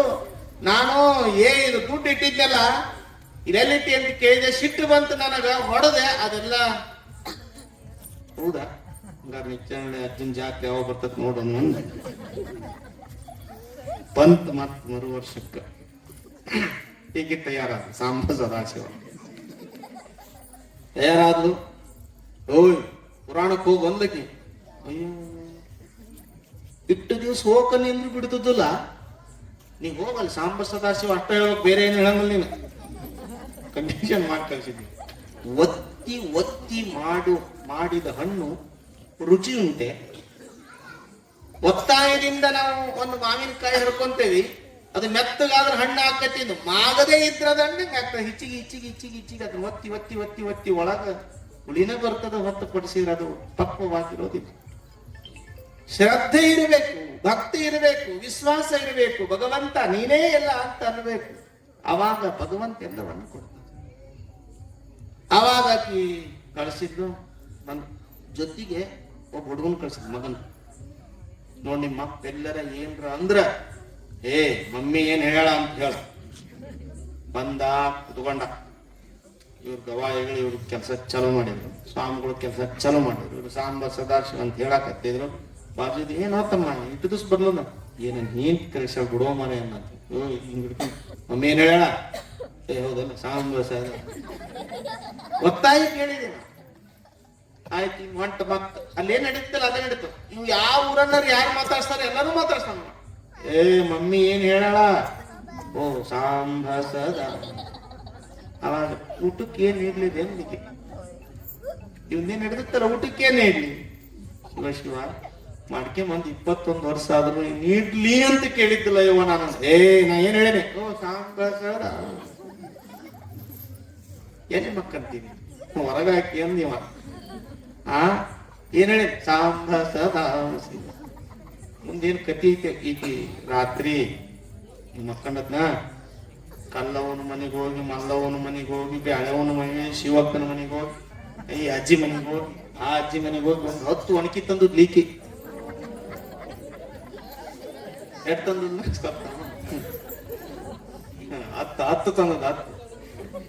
ಆಕೆ ಒಂದು ಕಾಟಾಗಲ್ಲ ಮತ್ತಿನ್ 10 ಆದ್ರ ಈಗ ಎಲ್ಲವೂ ಮುಚ್ಕೆ ಹಂಗ ತಂದಾಳ. ಈಗ ಪುಣ್ಯಾತಿಗಿತ್ತಿ ತಂದಿಟ್ಟದ್ದಕ್ಕಿ ಅವ ಅಂದ. ಇವೆಲ್ಲ ಯಾಕಂದ, ಇದು ಸಾಂಬ ಸದಾಶಿವ ಪ್ರಭಾವ ಅಂದಕ್ಕೆ. ಆಯ್ತು ಬೆಳಕರಿತ್ತು. ಇವ ಕಚ್ಚಿ ಪಂಚಿ ಹಾಕೊಂಡು ಸ್ನಾನ ಮಾಡ್ಕೊಂಡು ಬಂದ, ಉಟ್ಕೊಳಕತ್ತಿದ್ದ. ಯಜಮಾನ್ರ ಈ ಅಲಮಾರಿ ಗಾಡ್ರೇಜ್ ಖಜೂರಿ ಒಳಗ 10,000 ರೂಪಾಯಿ ಇಟ್ಟಿದ್ದೆ, ನೋಡಿದ್ರೆ ನೋಡಿ ಅದ್ ನಡೆದ ಹಿಡಿ. ನಿಮ್ಮ ಅಪ್ಪನ ಮನೆ ತಂದಿದ್ದೆ ನೋಂದಿವ. ಓಯ್ ಸಾಂಬ ಸದಾ ಯಾಕಡೆ ದಿಗ್ಮಾಣಿನ ಹೆಂಗ್ ಹೊಡೆದಿಲ್ಲ. 1 ಒಣಕಿ ತಗೊಂಡು ಇವ ಕಣ್ಮುಚ್ಚಿಗೆ ಅಂದ. 1 ಒಣಕಿ ತಗೊಂಡು ಹೊಡೆದ್ಲು. 2 3 4 5 6 7 8 9 10 ಅವ ನೆಲಕ್ಕೆ ಬಿದ್ದ. ಬಂಗಾರದ ಒಣಿಕೆ ಆಗ್ಲಿಲ್ಲ ಒಂದು. ಇದ್ಯಾಕ ಅಂದ, ಸೌಮ್ಯರ ಸಾಮ ಇನ್ನೀ 10 ಇಸ್ಕೊಂಡ್ಬರ್ತಾನೆ ನಿಂದಕ್ಕೆ. ಇದೇ ಬಂತು ಶಿವ. ಇದನ್ನ ಯಾ ಗವ ಹೇಳ್ಯಾನು, ಯಾ ಮರ್ದು ಶಿವರಿಗೆ ಬರ್ಬೋದು, ಬಂದ್ರು ಹೇಳಕ್ಕಾಗಲ್ಲ. ನಾವಂತೂ ತಪ್ಪಿಸಿದ್ದೇವೆ. ಅವಾಗ ಪಕ್ಕದ ಮನೆಗೆ ಹೋಗಿ ಕೇಳಿದ್ವಿ, ನಿಂದು ಹಿಂಗಾಯ್ತು ನಂದ್ಯಾಕೆ ಹಿಂಗಾಯ್ತು ನೋಡು. ನೋಡಿ ನೋಡಿ ಮಾಡುವ ನೇಮ ಸಲ್ಲದು. ಮತ್ತೊಬ್ಬರು ಮಾಡಿದ್ದನ್ನು ನಾವು ಚಲೋ ಮೈಕ್ನ ಹಿಡ್ಕೊಂಡು ಚಲೋ ಕೆಂಪದ ಹಾಕ್ಯಂಡಾರ, ಇವರು ಕೆಂಪದ ಹಾಕ್ಯಂಡಾರ, ನಾವೆಲ್ಲ ಚಲೋ ಹಾಕತ್ತಿಂದ ಯಾರು ಬಂದು ಇಲ್ಲಿ ಕುದ್ಗಾರ ನೋಡೋಣ. ಹಣೆ ಬರ್ಪಟ್ಟಿ ನಿಮ್ಗೆ ಗೊತ್ತಾಗತ್ತದ. ನೀವ್ ತಿಳ್ಕೊಂಡ್ರೆ ಬಹಳ ಚಲೋ ಎತ್ತರದಾಗ ಕುತ್ಕೊಂಡಾರ ಇವರು, ಚಲೋ ಕಾರ್ ಇಟ್ಕೊಂಡಾರ. ಲೋನ್ ಕಟ್ಟಕ್ ಆಗಲ್ಲ, ಒಂದೊಂದ್ಸಲ ಬಡ್ಡಿ ಇಸ್ಕೊಂಡ್ ಕಟ್ಟಿರ್ತೇನೆ. ಅದನ್ನ ಯಾವನ್ ಹೇಳ್ತಾರ. ನಿಮಗರ ಬ್ಯಾಂಕ್ ಲೋನ್ ಕೊಡ್ತಾವು, ದೇವರಾಣಿ ನಮ್ಮ ಬ್ಯಾಂಕ್ ನಮ್ಮ ಗಡ್ಡ ಬಿಟ್ಟ ಎಂದು ಬರಬೇಡ ನೀವು ಅಂತಾರ. ಇಟ್ಟು ಹಣೆವಾರ ನಮ್ ಕೆಟ್ಟ ಐತಿ ಅಲ್ಲ ಅನುಭವಿಸಿ. ಈ 4 ಕಾರ್ ಅದಾವಲ್ಲ ಚೇರು, ಈ ಒಂದ್ ಕಟ್ ಆತು ಅಕಸ್ಮಾತ್ ಅಂತ ಧಬಲ್ ಅಂತ ಬೀಳ್ತೇವೆ. ನೀವು ಬೀಳ್ತೀರ ನೀ ಕುತ್ಕೊಂಡ. ಹಂಗಾರೆ ನಮ್ದು ಕಷ್ಟ ನಿಮ್ಗೆ ಕಷ್ಟ. ನೀವಂತೂ ಎಷ್ಟು ಚಂದ ಮಾತಾಡ್ತಾರ, ಎಷ್ಟು ಚಂದ ಈ ಬುದ್ಧಿ ಹಚ್ಕೊಂಡಾರ, ಎಷ್ಟು ಚಂದ ರುದ್ರಾಕ್ಷಿ. ಇದ್ರ ಪರಿಸ್ಥಿತಿ ನೀವು ಶಕಿ ಒಂದು ಉತ್ಸಪ್ಪ ಅಂತ ಪ್ಯಾನ್ ಹಚ್ಚಿಂತ, ನಮ್ದು ಅದು ಇಲ್ಲ. ಹಚ್ಕೊಂಡ್ರೆ ಏನ್ ಸೊಕ್ಕ ಐತೆ ಸ್ವಾಮಿಗೆ ವೇದಿಕೆ ಪ್ಯಾನ್ ಹಚ್ಕೊಂಡ್ ನೋಡಿದ್ರು. ಇದೆಲ್ಲ ಪರಿಸ್ಥಿತಿ. ಅವಾಗ ಅಕ್ಕಿ ಹಂಗಂತ ಹಿಂಗೆ ಹಂಗಂದ್ರೆ ನೋಡು, ನಾ ಮಾಡೇನಿ ನೀ ನೋಡ ಮಾಡಕ್ ಹೋದ್ರ ಅದು ಸಲ್ಲಂಗಿಲ್ಲ. ಅದನ್ನ ಭಕ್ತಿಯಿಂದ ಮಾಡಬೇಕು, ಭಯದಿಂದ ಮಾಡಬೇಕು, ಶ್ರದ್ಧೆಯಿಂದ ಮಾಡಬೇಕು. ಅಂದಾಗ ಮತ್ತೊಬ್ಬರು ನೋಡ್ತಾರೋ ಅಂತ ತಿಳ್ಕೊಂಡು ಪುರಾಣ ಹಚ್ಚಬಾರ್ದು, ಮತ್ತೊಬ್ಬರು ಕೇಳ್ತಾರೆ ಅಂತ ತಿಳ್ಕೊಂಡು ಪುರಾಣ ಹಚ್ಚಬಾರ್ದು. ನನಗ ಆನಂದ ಆಗಬೇಕು ಅಂತ ಪುರಾಣ ಹಚ್ಚಾರ. ನಮ್ಮ ನಿಚ್ಚವನೊಳ್ಳೆ ಹಚ್ಚಾರ. ಮೊದಲು ನನಗೆ ಆನಂದ ಆಗಲಿ, ನಮ್ಮೂರಿಗೆ ಆನಂದ ಆಗಲಿ. ಇದು ಮತ್ತೊಬ್ಬರು ನೋಡಲ್ಲ, ಇದು ನಮ್ಮೂರಿಗೆ. ಅದಕ್ಕೆ ಲಿಂಗಮ್ಮ ಏನ್ ಹೇಳಿದಾಳೆ ಅಂದ್ರೆ, ನೋಡಪ್ಪ ಶಿವಧ್ಯಾನವನ್ನ ಮಾಡು, ಶಿವಚಿಂತನೆಯನ್ನ ಮಾಡು, ನಾನು ಅವಾಗ ನೀನು ಪ್ರತ್ಯಕ್ಷನಾಗ್ತೀನಿ ಅಂದು ಇನ್ನೇನು ಕಲ್ಯಾಣದ ಮಾರ್ಗಕ್ಕೆ ಹೊರಟಿದ್ದಾಳೆ. ಕಲ್ಯಾಣದ ಮಾರ್ಗದಲ್ಲಿ ಹೊರಟಿದ್ದಾಳೆ. ಒಂದು ದಿವಸ ಲಿಂಗ ಪೂಜೆ ಕುತ್ಕೊಂಡಿದ್ದಾಳೆ ಹೊಳೆಯ ತಟೆಯಲ್ಲಿ. ರಾತ್ರಿ ಆಗಿದೆ, ಅಲ್ಲೇ ವಾಸ್ತವ್ಯವನ್ನು ಮಾಡಿದ್ದಾಳೆ. ಈ ಲಿಂಗಮ್ಮ ಎಲ್ಲಿ ಹೋಗ್ತಾರೆ ಕರೆಯದೇ ಜಂಗಮರು ಬರ್ತಿದ್ರು, ಆಕಿ ಪಾದೋದಕ ಕೊಡ್ತಿದ್ರು. ಈ ಕೊಟ್ಟೂರೇಶ ಗೊತ್ತಲ್ಲ, ಈ ಭಾಗದಲ್ಲಿ ನಿಮ್ಗೆಲ್ಲ ಕೊಟ್ಟೂರೇಶ ನಿತ್ಯ ಪಾದೋದಕ 3 ಒಟ್ಟು ಕ್ರಿಯಾಪಾದೋದಕವನ್ನು ಕೊಡ್ತಾರೆ. ಅಂದ್ರೆ ಪಾದೋದಕದಲ್ಲಿ ಅಂತ ಅದ್ಭುತವಾದ ಶಕ್ತಿ ಇದೆ. ಅವಳು ಎಲ್ಲಿ ಹೋದ್ರು ಜಂಗಮರು ಬೇಕೇ ಅವಳಿಗೆ. ಯಾರು ಕಾಡ್ನೆ ಕೂತ್ಕೊಂಡ್ರೆ ಹೆಂಗ ಬರ್ತಿದ್ರು ಜಂಗಮರು, ಪರಮಾತ್ಮ ಜಂಗಮರನ್ನ ಕರೆಸ್ತಿದ್ದ. ಅವಾಗ ಆ ತಾಯಿ ಲಿಂಗ ಪೂಜೆಯನ್ನು ಮಾಡ್ತಾ ಮಾಡ್ತಾ ರಾತ್ರಿ ಆಗಿದೆ. ಲಿಂಗ ಪೂಜೆಯೊಳಗೆ ತಲ್ಲೀನರಾಗಿದ್ದಾಳೆ. ಹುಟ್ಟಿದ ಊರು ಉಮರಾಣಿಯಲ್ಲಿ ತಂದೆ ತಾಯಿಗಳಿಗೆ ನೆನಪು ಬರ್ತಾ ಇದೆ ಮಗಳು. ಲಿಂಗಮ್ಮ, ನಮ್ಮನ್ನ ಬಿಟ್ಟು ಹೋದಿ, ನಮ್ಮ ಊರು ಬಿಟ್ಟು ಹೋದಿ ತಾಯಿ, ಮಳೆ ಚಳೆ ಎಲ್ಲಿ ಹೇಗೋ, ನಿನ್ನ ಪರಿಸ್ಥಿತಿ ಹೇಗೋ ಅಂತ ತಿಳ್ಕೊಂಡು ಇವರು ಇಲ್ಲೇ ಮರುಗುತ್ತಾ ಇದ್ದಾರೆ. ಅವಳು ಅವತ್ತೇ ಹೇಳಿ ಬಂದ, ಹಸಿವಾದೊಡೆ ಭಿಕ್ಷಾನ್ನಗಳುಂಟು, ತೃಷೆಯಾದೊಡೆ ಕೆರೆಹಳ್ಳ ಬಾವಿಗಳುಂಟು, ಶಯನಕ್ಕೆ ಹಾಳು ದೇಗುಲ ಉಂಟು, ಆತ್ಮ ಸಂಗಾತಕ್ಕೆ ನೀನೆನಗುಂಟೋ ಚನ್ನ ಮಲ್ಲಿಕಾರ್ಜುನ ಅಂತ ವೈರಾಗ್ಯ ನಿಧಿಯತ್ತ ಮಹಾದೇವಿ ಹೇಳಿದಂತೆ, ಬೇಡಿದರೆ ನೀಡದಂತೆ ಮಾಡಯ್ಯ ತಂದೆ, ನೋಡಿದರೆ ಕಾಣದಂತೆ ಮಾಡಯ್ಯ ತಂದೆ, ಸಿಕ್ಕರೆ ಸಿಗದಂತೆ ಮಾಡಯ್ಯ ತಂದೆ, ಕೊಟ್ಟರೆ ಕೆಳಗೆ ಬೀಳವಂತೆ ಮಾಡೋಣ ತಂದೆ ಎನ್ನುವಂತ ತತ್ವದಲ್ಲಿ ಆ ತಾಯಿ ಹೊರಟಿದ್ದಾಳೆ. ಇವರು ರಾತ್ರಿ 11-12 ಗಂಟೆ ಮಲಗಿದ್ದಾರೆ. ಅವಾಗ ಲಿಂಗಮ್ಮ ಬಂದಿದ್ದಾಳೆ. ಅಪ್ಪ, ಅಮ್ಮ, ನಾನು ಬಂದಿದೆ ನೋಡ್ರಿ ಎಂದು. ಇವಳು ಇರೋದು ಕಲ್ಯಾಣದ ಹತ್ರ. ಉಮರಾಣಿ ಹೆಂಗ್ ಬಂದು ಭಕ್ತಿಯಿಂದ ಭಗವಂತನನ್ನ ವಧಿಸಿದರೆ ತಕ್ಷಣದಲ್ಲಿ ಅದಕ್ಕೆ ನಂಬಿ ಕರೆದರೆ ಓ ಎನ್ನನೆ ಶಿವನು ನಂಬದೆ ನಚ್ಚದೆ. ನೀ ನಂಬು, ನಂಬಿಕೆ 100% ಬರುತ್ತೆ. ನಮಗ ನಂಬಿಕೆ ಇತ್ತು. ಅಜ್ಜರ ಪುರಾಣ ಹಚ್ಚನ್ರಿ, ಜನನ ಬರಲ್ ಬಿಡ್ರಿ, ಏನ್ ಮಾಡೋದು, ಹಚ್ಚ್ರಿ ಅಜ್ಜರ, ನಾ ಗಿಡಾಂದ್ರ ಕೇಳ್ತಾವ, ನಿಮ್ ಮನೆಯರು ನಿಮ್ ಬೀಗರು ಇಟ್ಟರ ಬರ್ತಾರೆ. ಆಮೇಲೆ ನೋಡೋಣ ಅಂತ. ಯಾರು ಬರಲ್ಲ, ನಾವಿಬ್ರು ತಬಲಾಜಿ ಇಬ್ರೇ ಕೇಳೋಣ. ನಮಗೇನಾಗಬೇಕಾಗೈತಿ, ಪ್ರಕೃತಿಯಿಂದ ಕೇಳ್ತದ. ಆಯ್ತು ಅಂತ ತಿಳ್ಕೊಂಡು ಹಚ್ಚಿದ್ವಿ. ಇಟ್ಟೆಲ್ಲ ಜನ ಕುಡಿಯರಲ್ಲ. ನಾವು ನಿರೀಕ್ಷೆ ಇಟ್ಕೊಂಡು ಯಾವುದನ್ನೂ ಮಾಡಬಾರ್ದು. ಭಗವಂತ ನೀನೇ ಅಂತ ತಿಳ್ಕೊಂಡು ಹಾಲು ಸ್ವಾಮಿಯ ಮೇಲೆ ಭಾರ ಹಾಕಿದ್ರು ಇಟ್ಟೆಲ್ಲ ಕೂಡೈತಿ. ಇದು ಹಾಲು ಸ್ವಾಮಿಯ ಶಕ್ತಿ, ಇದು ಹಾಲು ಸ್ವಾಮಿಯ ಪ್ರಭಾವ. ಅವಾಗ ಲಿಂಗಮ್ಮ ತಂದೆ ತಾಯಿಗಳು ಹೇಳಿದ, ಅಮ್ಮ ನೀವು ದುಃಖಿಸಬೇಡಿ, ನಾನು ಬರ್ತೇನೆ ಅಂತ ತಿಳ್ಕೊಂಡು ಲಿಂಗಮ್ಮ ಅವಳು ಕಲ್ಯಾಣದ ಮಾರ್ಗಕ್ಕೆ ಬರ್ತಾ ಇದ್ದಾಳೆ. ಇನ್ನೇನು ಕಲ್ಯಾಣದಲ್ಲಿ ಬಸವಣ್ಣನವರು ಅನುಭವ ಮಂಟಪವನ್ನು ಕಟ್ಟಿದ್ರು. ಆ ಅನುಭವ ಮಂಟಪದಲ್ಲಿ ಈ ತಾಯಿ ಕಲ್ಯಾಣ ನಗರಕ್ಕೆ ಬರುವ ತಡ ಬಸವಣ್ಣನವರು ಇವಳ ಶಕ್ತಿಯನ್ನ ತಿಳ್ಕೊಂಡಿದ್ರು. ಆ ಕಲ್ಯಾಣದ ಮಾರ್ಗಕ್ಕೆ ಬರ್ತಾ ಇದ್ದಾಳೆ. ಬರುವುದನ್ನು ಮುಂದೆ ನೋಡೋಣ. ಒಂದು ಗವಾಯಿಗಳು ಹಾಡು ಕೇಳೋಣ. ಶಿವನ ರಾಣಿನೇ ಗುಡ್ಡಾಪುರದ ನಮ್ಮ ದೇವಿನೇ,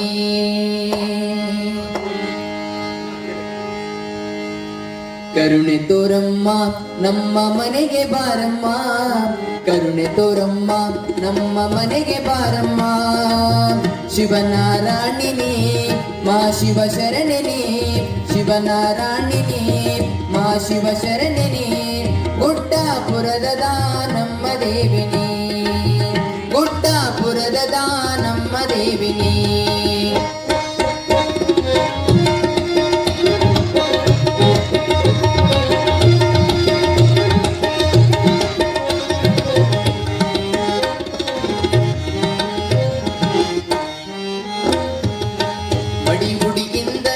ಬಂದಿಯೇ ನಮ್ಮ ಅಡಿ ಅಡಿಗೆ ನಿನ್ನ ಸ್ಮರಿಸುವೆ ನಮ್ಮ, ಮುಡಿ ಮಲ್ಲಿಗೆ ದಂಡಿ ಧರಿಸುವೆವಮ್ಮ, ಉಡಿ ಒಡ್ಡಿ ನಾವು ಬೇಡುವೆ ನಮ್ಮ. ಬಡವಳ ಭಕ್ತಿಗೆ ಒಲೆದು ಬಾರಮ್ಮ, ಬಡವಳ ಭಕ್ತಿಗೆ ಒಲೆದು ಬಾರ ಸಂತೋಷ ಈ ಸೌಭಾಗ್ಯ ನಮ್ಮ ಮನೆಯಲ್ಲಿ ಚಿರಶಾಂತಿ ನೀಡಮ್ಮ. ಕರುಣೆ ತೋರಮ್ಮ ನಮ್ಮ ಮನೆಗೆ ಬಾರಮ್ಮ.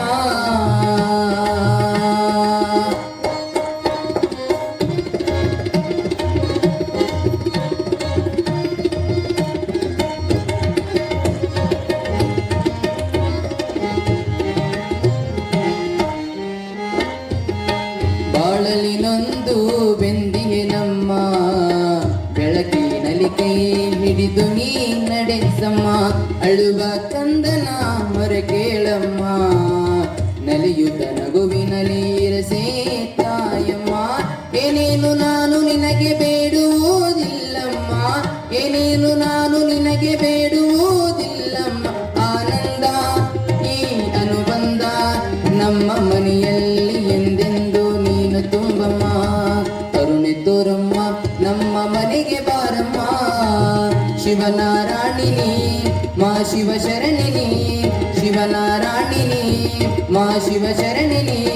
ಗುಡ್ಡಾಪುರದ ನಮ್ಮ ದೇವಿನಿ, ಗುಡ್ಡಾಪುರದ ನಮ್ಮ ದೇವಿನಿ, ಗುಡ್ಡಾಪುರದ ನಮ್ಮ ದೇವಿನಿ.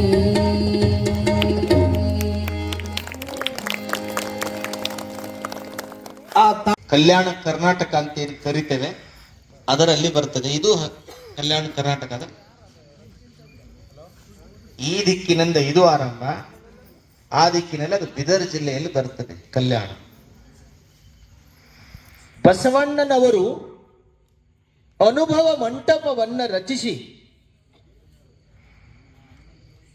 ಅಲ್ಲವ ಪ್ರಭುಗಳನ್ನ ಶೂನ್ಯ ಸಿಂಹಾಸನದ ಅಧ್ಯಕ್ಷರನ್ನಾಗಿ ಮಾಡಿ ಕಲ್ಯಾಣ ನಗರಕ್ಕೆ ಈ ತಾಯಿ ಬರ್ತಾ ಇದ್ದಾಳೆ. ಬಸವಣ್ಣನವರನ್ನ ನೋಡಬೇಕು, ಕಲ್ಯಾಣ ಮಂಟಪವನ್ನ ಅನುಭವನ ಮಂಟಪದಲ್ಲಿ ನಾವು ಹೋಗಬೇಕು, ಅನುಭವವನ್ನು ಪಡಿಬೇಕು.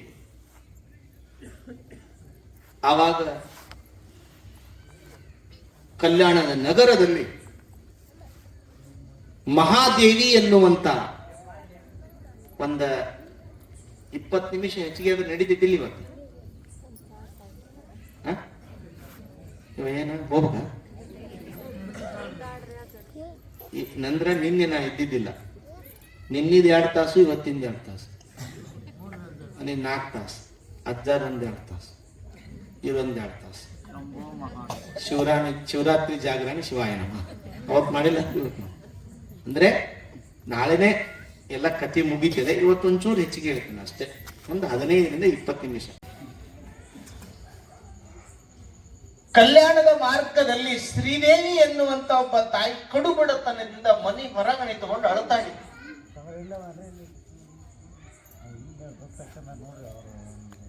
ಅವಾಗ ಅಳುವನ್ನ ನೋಡಿರುವಂತ ಈ ತಾಯಿ ಲಿಂಗಮ್ಮ ಹುಡುಗಿ ವೇಷದಿಂದ, ಹುಡುಗಿಯ ಅವತಾರವೊಂದಿಂದ ಮುದುಕಿ ಅವತಾರವನ್ನ ತಾಳಿ, ಮುದುಕಿಯವರ ತಾಳಿ ಹಿಂಗ ಕೋಲ್ ಹಿಡ್ಕೊಂಡು ತಾಯಿ ಯಾಕೆ ಅಳಾಕತ್ತೀಯ ಅಂತ ತಿಳ್ಕೊಂಡು ನಡುಗುವ ಧ್ವನಿಯಲ್ಲಿ ಆ ತಾಯಿ ಶ್ರೀದೇವಿಯನ್ನ ಕೇಳ್ತಾಳೆ. ಅವಾಗ ಜೋರಾದ ಕಣ್ಣೀರ್ ಹಾಕ್ತಾ ಇತ್ತು. ಅಮ್ಮ ನೀ ಯಾಕೆ ಬಿಡವ, ನೀನು ಯಾಕೆ? ನಾನು ನಮ್ಮ ಮನೆಯಲ್ಲಿ ನನಗೆ ಪ್ರಸಾದಕ್ಕೂ ಕೂಡ ಪ್ರಸಾದವಿಲ್ಲ, ಊಟಕ್ಕೆ ಇಲ್ಲ, ಏನೂ ಇಲ್ಲ, ದವಸಗಳಿಲ್ಲ, ಧಾನ್ಯಗಳಿಲ್ಲ. ನನಗೆ ಈ ಕಲ್ಯಾಣದೊಳಗೆ ಯಾರೂ ಮಾತಾಡ್ಸೋರಿಲ್ಲ. ನಾನು ಬಡತನದಿಂದ ಕೂಡಿದ್ದೇನೆ. ಬಡತನ ಬರಬಾರ್ದು, ಬಂತು ಅಂದ್ರೆ ನಮ್ಮ ಹತ್ರಕ್ಕೆ ಯಾರೂ ಬರೋಲ್ಲ ಅಮ್ಮ ಅಂತ ತಿಳ್ಕೊಂಡು ಹೇಳ್ತಾರೆ. ಇದು ಸತ್ಯವಾದ ಮಾತು. ನಾವು ಚಲೋ ಇದ್ದಾಗ ನಮ್ಮ ಹಿಂದೆ 1000 ಜನ ಬರ್ತಾರೆ, ನಮ್ಮ ಜೊತೆ ಇಲ್ಲ ಅಂದ ತಕ್ಷಣಕ್ಕೆ ಇದ್ದವರೆಲ್ಲ ಸರಿತಾರೆ.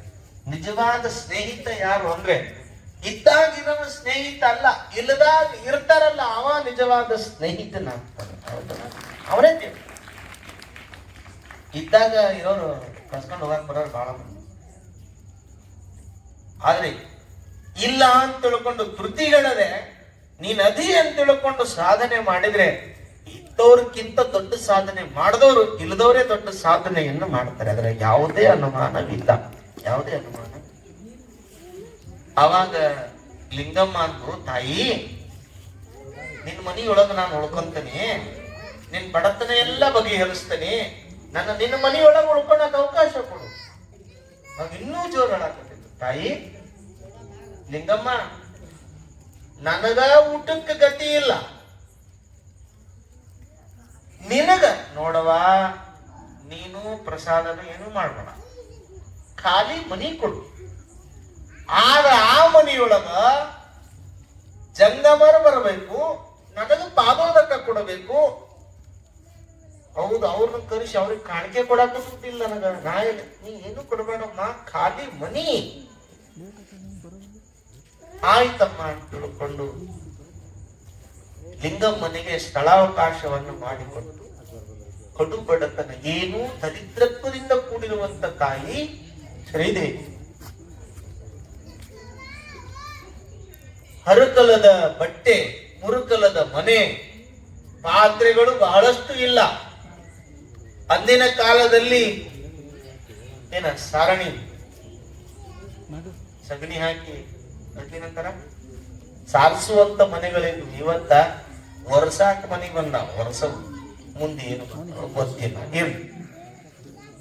ಅವಾಗ ಆ ತಾಯಿ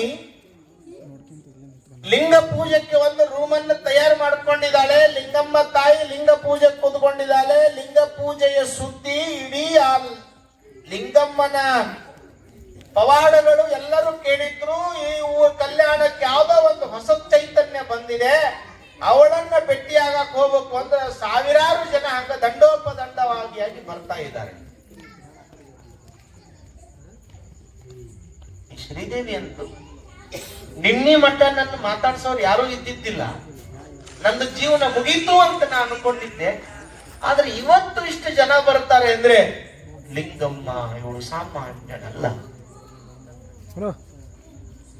ಆವಾಗ ಲಿಂಗಮ್ಮನ ಶಕ್ತಿಯನ್ನ ನೋಡಿ ಬಂದವರಿಗೆ ಆ ತಾಯಿ ಪ್ರಸಾದ ಮಾಡ್ರಿ ಅಂತಂದ್ರು. ಪ್ರಸಾದಕ್ಕೆ ಯಾರೋ ಬುತ್ತಿ ಗಂಟನ್ನು ತರ್ತಿದ್ರು, ಅಮ್ಮನಿಗೆ ಪ್ರಸಾದವನ್ನು ಮಾಡ್ಕೊಂಡು ಬರ್ತಿದ್ರು.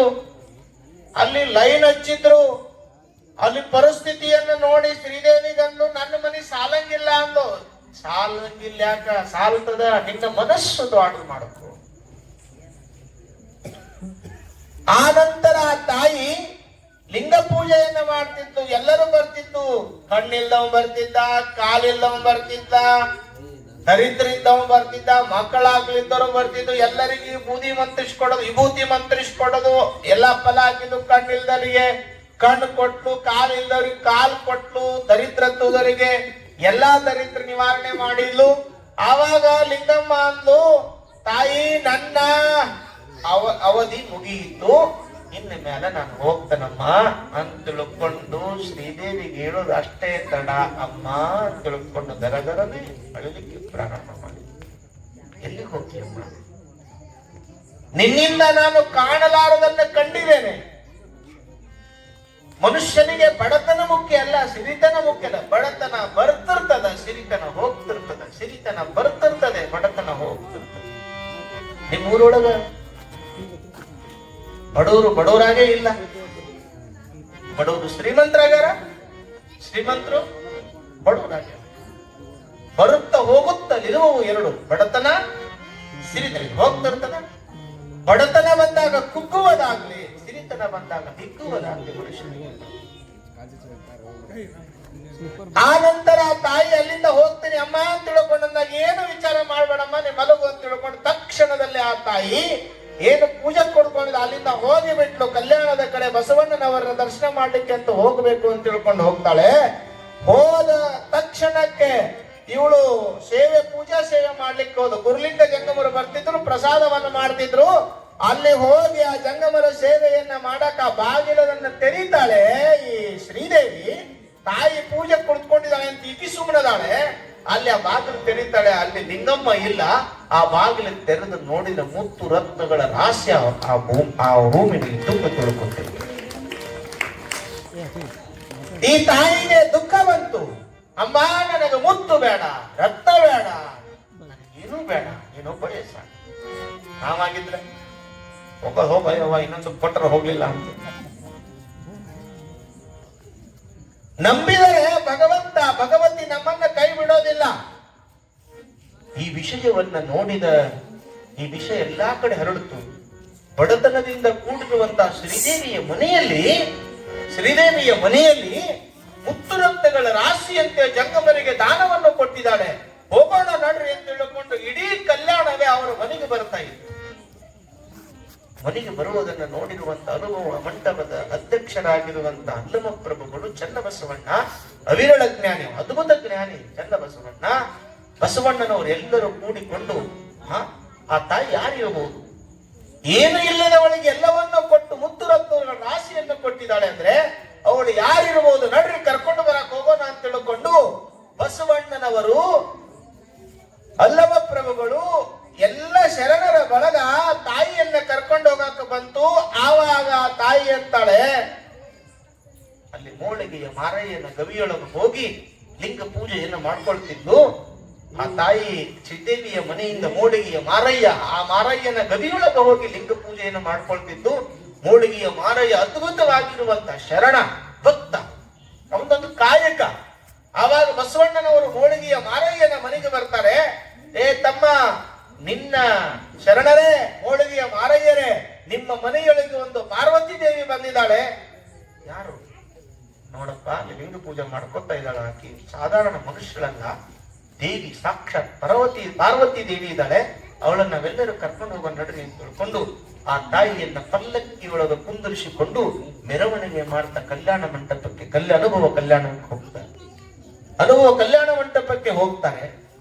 ಅವಳು ಪಲ್ಲಕ್ಕಿ ಹತ್ತಂಗಿಲ್ಲ ಅಂತ, ನೋಡಮ್ಮ, ಈ ಕಲ್ಯಾಣಕ್ಕೆ ಶರಣರು ಬರಬೇಕಾದ್ರೆ ಅವರನ್ನು ಸ್ವಾಗತಿಸುವ ರೀತಿ ಈ ರೀತಿಯಲ್ಲಿದೆ, ನೀನು ಹತ್ತಬೇಕು ಅಂತ ತಿಳ್ಕೊಂಡು ಬಸವಣ್ಣನವರು ಅದ್ಭುತ ಜ್ಞಾನಿ, ದೊಡ್ಡವರು ಅವರು ಬಂದು ಎಲ್ಲಿ ಕಿಂಕರತ್ವ ಇದೆ ಅಲ್ಲಿ ಶಂಕರತ್ವ ಪ್ರಾಪ್ತಿಯಾಗ್ತದೆ. ಕಿಂಕರತ್ವ ಇದು ಭಗವಂತ ಬೇಕು ಅಂದ್ರೆ ಅಹಂಕಾರದಿಂದ ಭಗವಂತ ಸಿಗಲ್ಲ, ನಯ ವಿನಯ ಕಿಂಕರತ್ವದಿಂದ ಪಡ್ಕೊಳ್ಬೇಕು.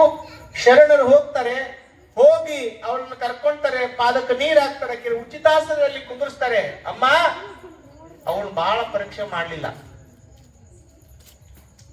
ಲಿಂಗಮ್ಮ, ಏನಮ್ಮ ನಿನ್ನ ಅದ್ಭುತ ಪವಾಡ. ಅವಾಗ ಈಗ ಸಾಷ್ಟಾಂಗ ನಮಸ್ಕಾರ ಹಾಕ್ತಾಳೆ. ಅಪ್ಪಾಜಿ, ನಾನು ನಿಮ್ಮ ಸೇವಕಳಾಗಿ ಬಂದಿದ್ದೇನೆ, ಅನುಭವ ಮಂಟಪದಲ್ಲಿ ಒಂದಿಷ್ಟು ದಿವಸ ಇದ್ದು ಹೋಗಬೇಕು ಅಂತ. ಇಲ್ಲಮ್ಮ, ನಿನ್ನ ಕೆಲಸ ಇಲ್ಲಿಗೆ ಮುಗಿಲಿಲ್ಲ, ಇನ್ನೂ ಬಹಳಷ್ಟು ಕೆಲಸ ಇದೆ. ಅನುಭವ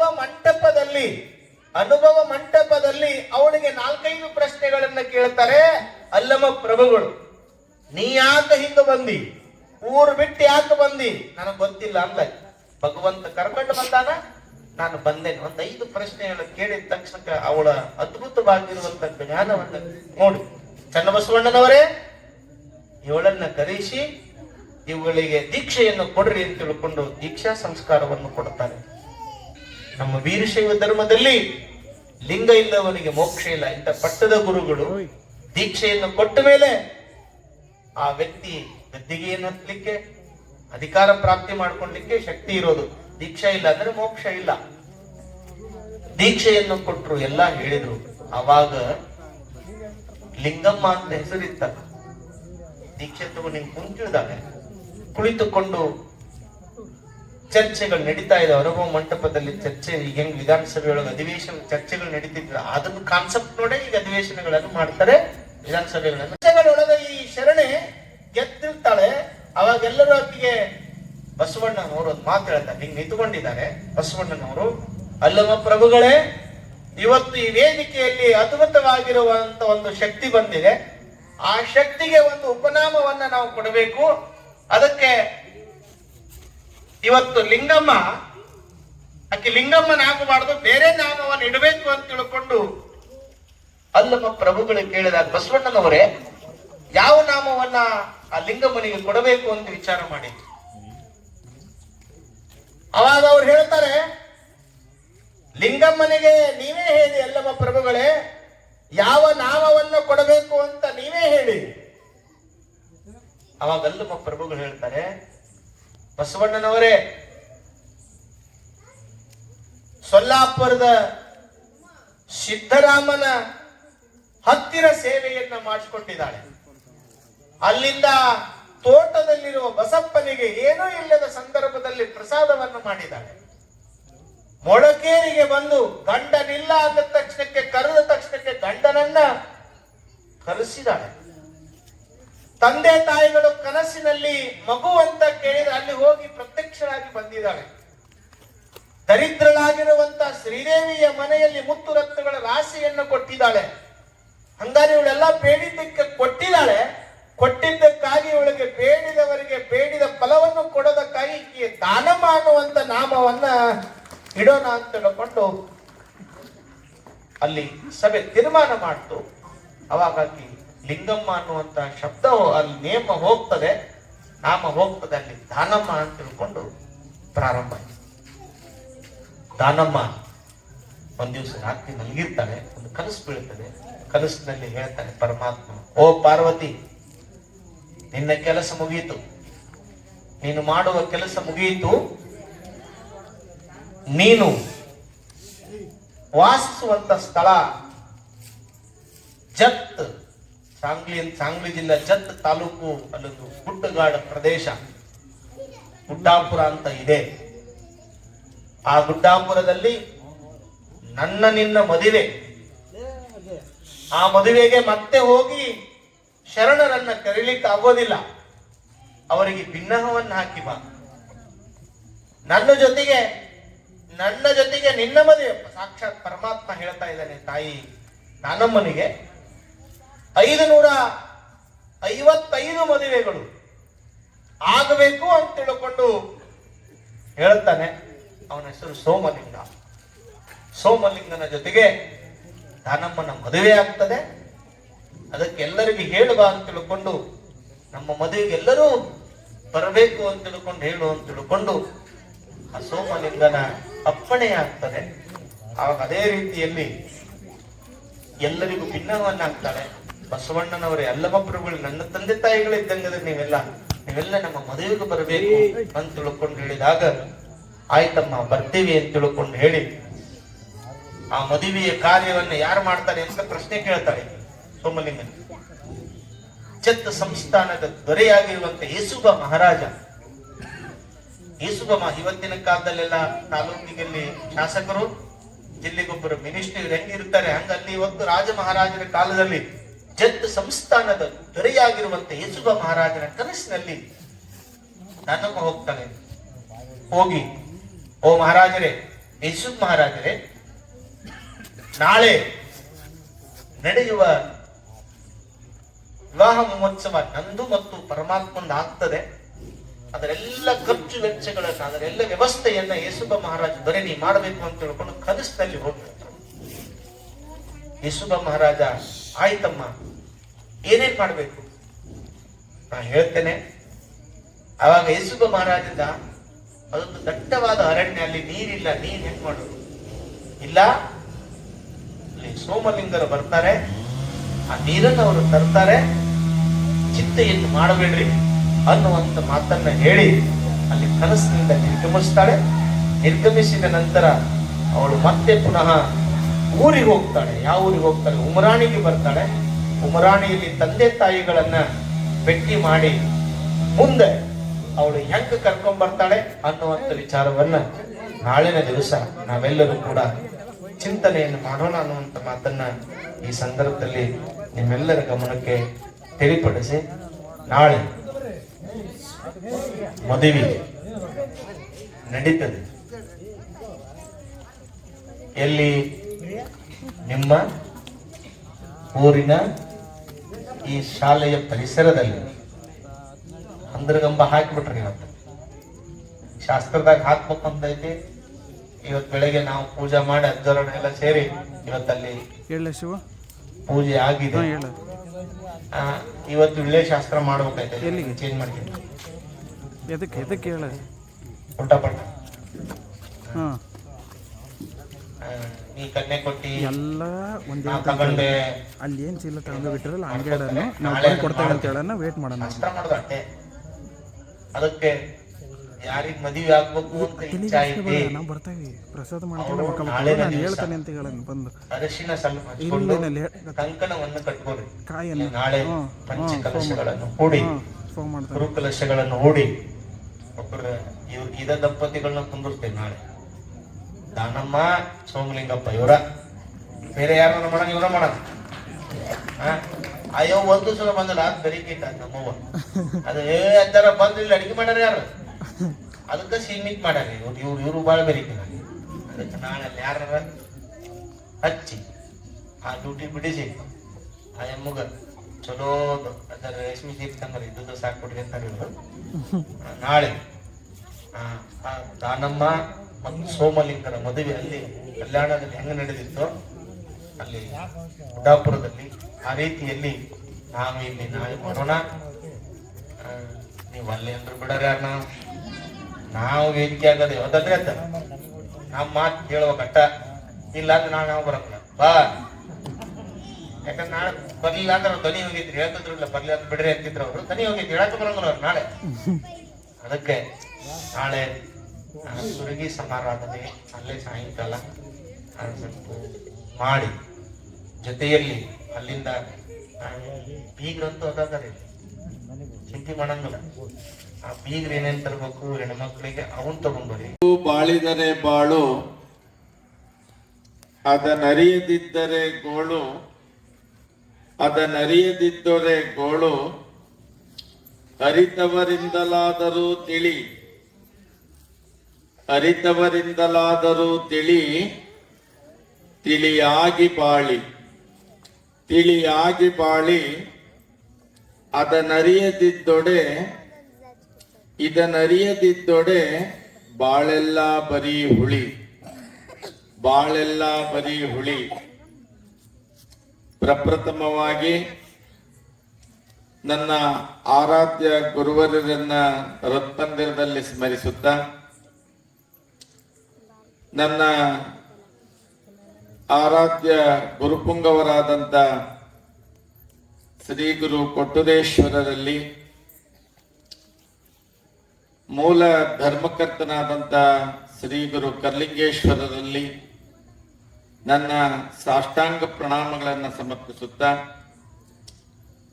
ಇವತ್ತಿನ ಈ ಒಂದು ನಿಚ್ವಾನಹಳ್ಳಿ ಗ್ರಾಮದಲ್ಲಿ ಹಮ್ಮಿಕೊಂಡಿರ್ತಕ್ಕಂಥ ದಾನಮ್ಮನ ಒಂದು ಪುರಾಣದ ಪ್ರವಚನವನ್ನ ತಮ್ಮ ಕಂಚಿನ ಕಂಠದಿಂದ ಬಹಳ ಸರಳದ ರೀತಿಯಲ್ಲಿ ತಮ್ಮೆಲ್ಲರಿಗೂ ಕೂಡ ಉಣಬಡಿಸ್ತಾ ಇರ್ತಕ್ಕಂಥ ತ್ರಿಕಾಲ ವಂದನೀಯರು, ಅನುಷ್ಠಾನ ಮೂರ್ತಿಗಳು, ಜಪ ತಪ ನಿಗ್ರಹಿಸಿಕೊಂಡಿರ್ತಕ್ಕಂಥ ಪೂಜ್ಯ ಷಟ್ಸ್ಥಲ ಬ್ರಹ್ಮಿ ಶಿವಯೋಗಿ ಶಿವಾಚಾರ್ಯ ಮಹಾಸ್ವಾಮಿಗಳು, ಗಚ್ಚಿನ ಮಠ ರಾಣಿಬೆನ್ನೂರು ಹಿರೇಮಠದ ಪೂಜ್ಯರಲ್ಲೂ ಕೂಡ ಪ್ರಣಾಮಗಳನ್ನು ಸಮರ್ಪಿಸುತ್ತಾ, ಈ ಕಾರ್ಯಕ್ರಮದ ಕೇಂದ್ರ ಬಿಂದುವಾಗಿ ಎಲ್ಲರ ಪ್ರೀತಿಗೆ ಪಾತ್ರರಾಗಿ ಸಾಕ್ಷಾತ್ ಆಲಸ್ವಾಮಿಗಳ ಸ್ವರೂಪಿಗಳಾಗಿರ್ತಕ್ಕಂಥ ಸದ್ಗುರು ಶಿವಯೋಗಿ ಆಲಸ್ವಾಮಿಗಳು ಬೃಹನ್ಮಠ ಪೂಜ್ಯರಲ್ಲೂ ಕೂಡ ಗೌರವಪೂರ್ವಕವನ್ನು ಸಮರ್ಪಿಸುತ್ತಾ, ಈ ಒಂದು ಕಾರ್ಯಕ್ರಮಕ್ಕೆ ಹಾರ್ಮೋನಿ ಮತ್ತು ತಬಲವನ್ನ ನುಡಿಸ್ತಾ ಇರ್ತಕ್ಕಂಥ ಗವಾಯಿ ವೃಂದದವರೇ, ಈ ಕಾರ್ಯಕ್ರಮಕ್ಕೆ ಒಂದು ಶಕ್ತಿಯನ್ನ ತುಂಬುತ್ತಾ ಇರ್ತಕ್ಕಂಥ ಎಲ್ಲ ಸಕಲ ಸದ್ಭಕ್ತ ಮಹಾಶಯರೇ, ತಾಯಂದಿರೇ ಮತ್ತು ಮಕ್ಕಳೇ, ನಿಮ್ಮೆಲ್ಲರ ಅಂತರಾತ್ಮಕ್ಕೆ ಶರಣಾರ್ಥಿಗಳು.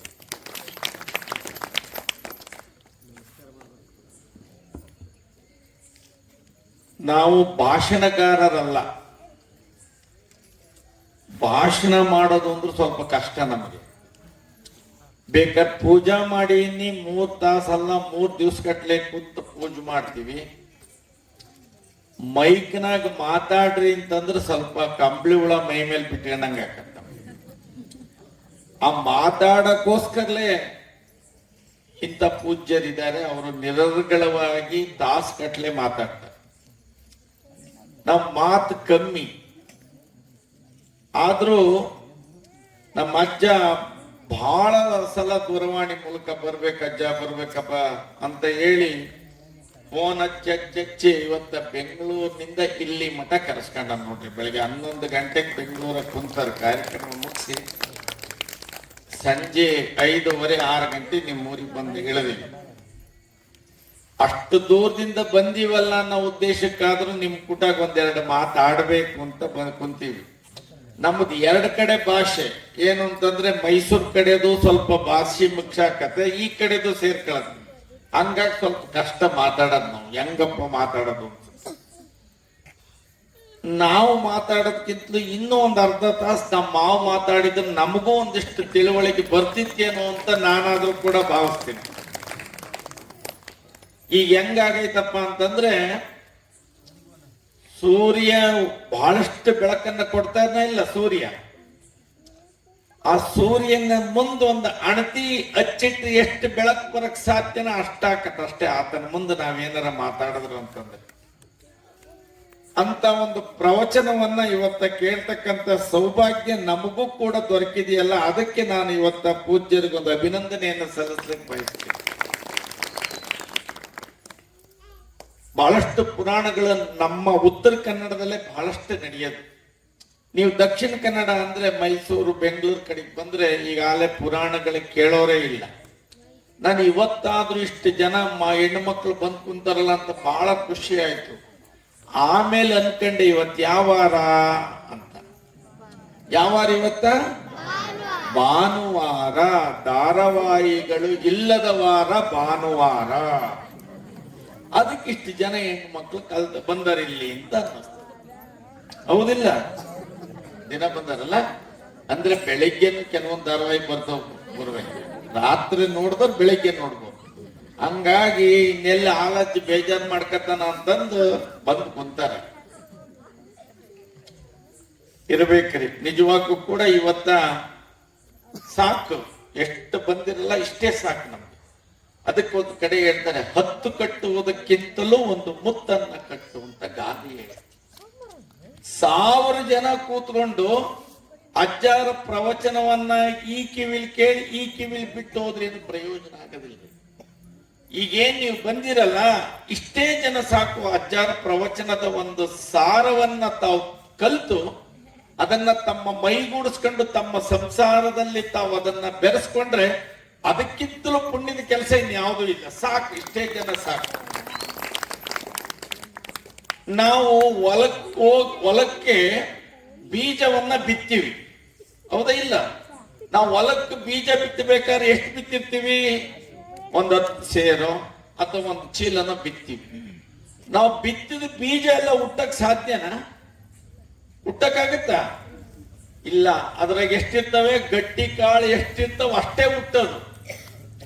ಆ ಜೊಳ್ಳು ಹುಟ್ಟಕ್ ಹುಟ್ಟತಾವ ಇದು ಮೊಳಕೆ ಬರಕ್ ಸಾಧ್ಯನಾ? ಸಾಧ್ಯ ಇಲ್ಲ. ಅದಕ್ಕೆ ಇವತ್ತೇನ್ ನೀವು ಕೂತಿರಲ್ಲ, ನೀವೇ ನಿಜವಾದ ಗಟ್ಟಿ ಕಾಳು ಅಂತ ತಿಳ್ಕೊಂಡಾದ್ರೂ ನಾವು ಪ್ರವಚನ ಪ್ರತಿ ದಿವಸ ಮಾಡ್ಲೇಬೇಕು. ಅದಕ್ಕೆ ಗಾದೆ ಹೇಳುತ್ತೆ, 10 ಕಟ್ಟುವುದಕ್ಕಿಂತ ಒಂದು ಮುತ್ತು ಕಟ್ಟು ಸಾಕು. ಊರಲ್ಲಿ 1000 ಜನ ಇದ್ರು ಪರವಾಗಿಲ್ಲ, 100 ಜನ ಪ್ರವಚನ ಕೇಳ್ತಿರಲ್ಲ, ಈ 100 ಜನ ಪೂಜ್ಯರ ವಾಣಿಯನ್ನ ಕೇಳಿ ನಿಮ್ಮ ಒಂದು ಜೀವನವನ್ನ ಸಾರ್ಥಕಗೊಳಿಸ್ಕೊಂಡ್ರೆ ಅದಕ್ಕಿಂತಲೂ ಪುಣ್ಯದ ಕೆಲಸ ಇನ್ನೊಂದಿಲ್ಲ. ಯಾಕಪ್ಪ ಭಕ್ತರು ಮಠಗಳಿಗೆ ಬರಬೇಕು, ಭಕ್ತರು ಕಾರ್ಯಕ್ರಮಗಳಿಗೆ ಯಾಕೆ ಭಾಗವಹಿಸ್ಬೇಕಪ್ಪ ಅಂತಂದ್ರೆ, ಒಂದು ಸಲ ಭೂಮಿಗೂ ನೀರಿಗೂ ಪಂಥ ಬೀಳ್ತಂತೆ. ಭೂಮಿಗೆ ಮತ್ತೆ ನೀರಿಗೆ. ನೀರ್ ಹೇಳ್ತಂತೆ ನಾನು ಶ್ರೇಷ್ಠ ಅಂತ, ಭೂಮಿ ಹೇಳ್ತಂತೆ ಅಯ್ಯೋ ನೀನ್ ಹೆಂಗ್ ಶ್ರೇಷ್ಠ ಆಗ್ತೀಯ, ನೀನೆಲ್ಲದಿ, ನನ್ನ ಮೇಲೆ ನೀನದಿ. ಭೂಮಿ ಮೇಲೆ ತಾನೇ ನೀರಿರೋದು. ಅದಕ್ಕೆ ನೀರ್ ಹೇಳ್ತಂತೆ ಭೂಮಿ ನಾನು ಶ್ರೇಷ್ಠ, ನೀನಲ್ಲ ಶ್ರೇಷ್ಠ, ನನ್ನ ಮೇಲೆ ನೀನದಿಯ, ಅದಕ್ಕೆ ನಾನು ಶ್ರೇಷ್ಠ ಅಂತ ಭೂಮಿ ಹೇಳ್ತಂತೆ. ನೀರು ಹೇಳ್ತಂತ ಹೌದಲ್ವಾ, ನಾನು ಭೂಮಿ ಮೇಲೆ ಇರೋದ್ರಿಂದ ನೀರು ನನಗಿಂತಲೂ ಭೂಮಿ ಶ್ರೇಷ್ಠ. ಭೂಮಿ ಕೇಳ್ದಂತೆ ನೀನ್ ಯಾವ್ದ್ರ ಮೇಲದೀಯಾ? ಭೂಮಿ ಎಲ್ಲೈತಪ್ಪ ಅಂದ್ರೆ ಆದಿಶೇಷನ ಮೇಲೆ ಭೂಮಿ ನಿಂತಿದೆ. ಅದಕ್ಕೆ ಆದಿಶೇಷ ಹೇಳದಂತೆ ನೀನೇನ್ ಶ್ರೇಷ್ಠ ಆಗ್ತೀಯಪ್ಪ? ನೀನ್ ಯಾವ್ದ್ರ ಮೇಲದೀಯ? ನನ್ನ ಮೇಲದೀಯ. ಅದಕ್ಕೆ ನಿನಗಿಂತಲೂ ನಾನು ಶ್ರೇಷ್ಠ ಅಂತ ಆದಿಶೇಷ. ಆದಿಶೇಷ ಎಲ್ಲದಾನೆ? ಪಾರ್ವತಿಯ ಅಂಗುಷ್ಟದಲ್ಲಿ ಆದಿಶೇಷ ಇರಲ್ಲ. ಅಲ್ಲಿಗೆ ಪಾರ್ವತಿ ಶ್ರೇಷ್ಠಳಾದ್ಲು. ಆದಿಶೇಷ ಇರೋದು ಪಾರ್ವತಿಯ ಅಂಗುಷ್ಟದ ಮೇಲಿದ್ದ ಮೇಲೆ ಪಾರ್ವತಿ ನಾನು ಶ್ರೇಷ್ಠ. ಪಾರ್ವತಿ ಎಲ್ಲದಳೆ? ಶಿವನ ತೊಡೆ ಮೇಲೆ ಕೂತಿರ್ತಕ್ಕಂಥವಳು ಯಾರು? ಪಾರ್ವತಿ. ಅಲ್ಲಿಗೆ ಶ್ರೇಷ್ಠ ಯಾರು? ಪಾರ್ವತಿಗಿಂತಲೂ ಯಾರು ಶ್ರೇಷ್ಠರಾದ್ರು? ಶಿವ ಶ್ರೇಷ್ಠನಾದ. ಶಿವ ಎಲ್ಲಿದ್ದಾನೆ? ಶಿವ ಎಲ್ಲಿದ್ದಾನೆ? ಭಕ್ತರ ಹೃದಯ ಕಮಲದಲ್ಲಿದ್ದಾನೆ ಶಿವ. ಅದಕ್ಕೆ ಹೇಳ್ತಾನೆ ಶಿವ ಎಲ್ಲಿದ್ದಾನೆ? ಭಕ್ತರ ಹೃದಯದಲ್ಲಿರೋದ್ರಿಂದ ಶಿವನಿಗಿಂತಲೂ ಭಕ್ತರು ಶ್ರೇಷ್ಠ ಅಂತ ಶಾಸ್ತ್ರವಂತರು. ಅದಕ್ಕೋಸ್ಕರ ಯಾತಕ್ಕೆ ನೀವೆಲ್ಲ ಬರಬೇಕು, ನೀವೆಲ್ಲ ಇಲ್ಲಿ ಬರಬೇಕು, ನೀವೆಲ್ಲ ಬಂದು ಈ ಕಾರ್ಯಕ್ರಮವನ್ನ ನಡೆಸ್ಕೊಡ್ಬೇಕಪ್ಪ ಅಂತಂದ್ರೆ ನೀವಿದ್ರೆ ನಾವು, ಗುರು ಇದ್ದರೆ ಶಿಷ್ಯರು, ಶಿಷ್ಯರಿದ್ದರೆ ಗುರು. ಒಂದು ನಾಣ್ಯದ ಎರಡು ಮುಖಗಳಿದ್ದಂತೆ. ಅದರಿಂದ ಇವತ್ತು ನೀವಿಲ್ಲಿ ಬಂದು ಅಜ್ಜವರು ಪುರಾಣವನ್ನ ಕೇಳಿರಲ್ಲ, ನೀವೇ ಧನ್ಯರು. ಯಾಕಪ್ಪ ಅಂತಂದ್ರೆ ಅದರಲ್ಲೂ ಕೂಡ ಶ್ರೇಷ್ಠವಾಗಿರ್ತಕ್ಕಂಥ ದಾನಮ್ಮನ ಪುರಾಣವನ್ನ ಹಚ್ಚಿರಿ. ಯಾಕೆ ಅಂತಂದ್ರೆ ಶಾಸ್ತ್ರ ಹೇಳುತ್ತೆ, ಗೃಹಿಣಿ ಗೃಹ ಮುಚ್ಚತೆ ಅಂತ. ಒಂದು ಮನೆಯಲ್ಲಿ ಯಾವಾಗಲೂ ಕೂಡ ಸುಖ, ಶಾಂತಿ, ನೆಮ್ಮದಿ ಆ ಮನೆಯಲ್ಲಿ ಇರಬೇಕು ಅಂತಂದ್ರೆ ಆ ಮನೆ ಒಡತಿ, ಆ ಮನೆಯ ಗೃಹಿಣಿ ಸಂಸ್ಕಾರವಂತಳಾಗಿರ್ಬೇಕಂತೆ, ಆಚಾರವಂತಳಾಗಿರ್ಬೇಕಂತೆ, ವಿಚಾರವಂತಳಾಗಿರ್ಬೇಕಂತೆ.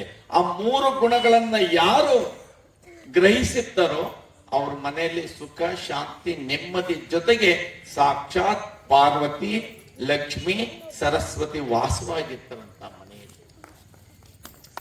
ಅದಕ್ಕೋಸ್ಕರ ಗೃಹಿಣಿ ಆಗಿರ್ತಕ್ಕಂಥವಳು ಸಂಸ್ಕಾರವಂತಳಾಗಿರ್ಬೇಕು.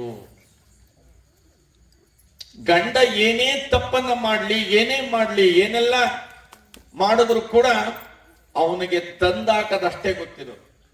ಅವನು ಕೂಲಿ ಮಾಡ್ತಾನೋ, ಕೊಲೆ ಮಾಡ್ತಾನೋ, ಕಳ್ತನ ಮಾಡ್ತಾನೋ, ಇನ್ನೊಂದೇನೋ ಮಾಡ್ತಾನೋ ಅದು ಗೊತ್ತಿಲ್ಲ. ಆದ್ರೆ ಅವನಿಗೆ ಗೊತ್ತಿರೋದೇನು? ನಾನು, ನನ್ನ ಹೆಂಡತಿ, ನನ್ನ ಮಕ್ಕಳು ನಡೆಸಬೇಕು, ಮನೆ ನಡೆಸಬೇಕು. ಅದಕ್ಕೆ ಅವನು ಏನ್ ಮಾಡ್ತಾನೆ? ಏನೆಲ್ಲ ತಂದು ಕೊಟ್ಟಿದ್ದನ್ನ ಪದಾರ್ಥವನ್ನ ಸದ್ವಿನಿಯೋಗ ಮಾಡ್ತಕ್ಕಂಥವ್ರು ಯಾರಪ್ಪ ಅಂದ್ರೆ ಆ ಮನೆಯ ಒಡತಿ, ಆ ಮನೆಯ ಗೃಹಿಣಿ. ಅದಕ್ಕೆ ಗೃಹಿಣಿ ಗೃಹ ಮುಚ್ಚತೆ ಅಂತ ಶಾಸ್ತ್ರ ಇದೆ. ಅದಕ್ಕೋಸ್ಕರ ತಾಯಂದಿರು ನೋಡಿ ಸಪ್ತ ಸಾಗರಗಳಿಗೆ ಹೆಸರನ್ನ ಇಟ್ರು. ಸಪ್ತ ಸಾಗರಗಳು ಯಾವ್ಯಾವು? ಗಂಗೆ, ಯಮುನೆ, ಸರಸ್ವತಿ, ನರ್ಮದಾ, ಸಿಂಧು, ಕಾವೇರಿ, ಯಮುನಾ. ಈ ಸಪ್ತ ಸಾಗರಗಳಿಗೆ ಹೆಸರನ್ನ ಇಟ್ರಲ್ಲ, ಯಾರ ಒಬ್ರಿಗಾದ್ರೂ ಗಂಡಸರ ಹೆಸರಿಟ್ಟವ್ರ? ಯಾರವರು? ಆ ಸಾಗರಗಳು ಕೂಡ ಹೆಣ್ಣನ್ನ ಹೆಸರನ್ನ ಹೊಂದಿರ್ತಕ್ಕಂಥವು.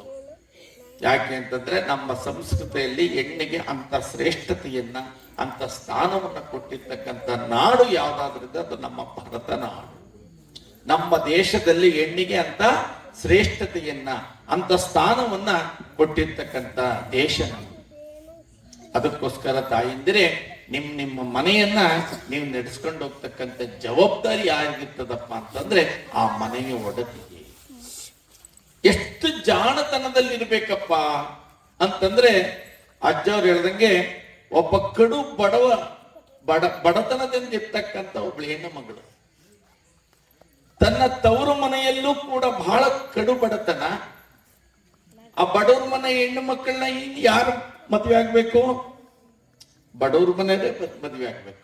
ಇವತ್ತೇನು ಸಿಗ್ಲಿಲ್ಲ ಬಿಡಿ, ಅವ್ರು ಹೇಳಿದ್ರು ಅಜ್ಜಾರ ನಾಳೆಗೆಲ್ಲ ಪ್ರಶ್ನೆ ಹಚ್ಕೊಂಡ್ ಬನ್ನಿ, ಯಾರ ಮದುವೆ ಆಗಿಲ್ಲ ಅವರೆಲ್ಲ ಬನ್ನಿ.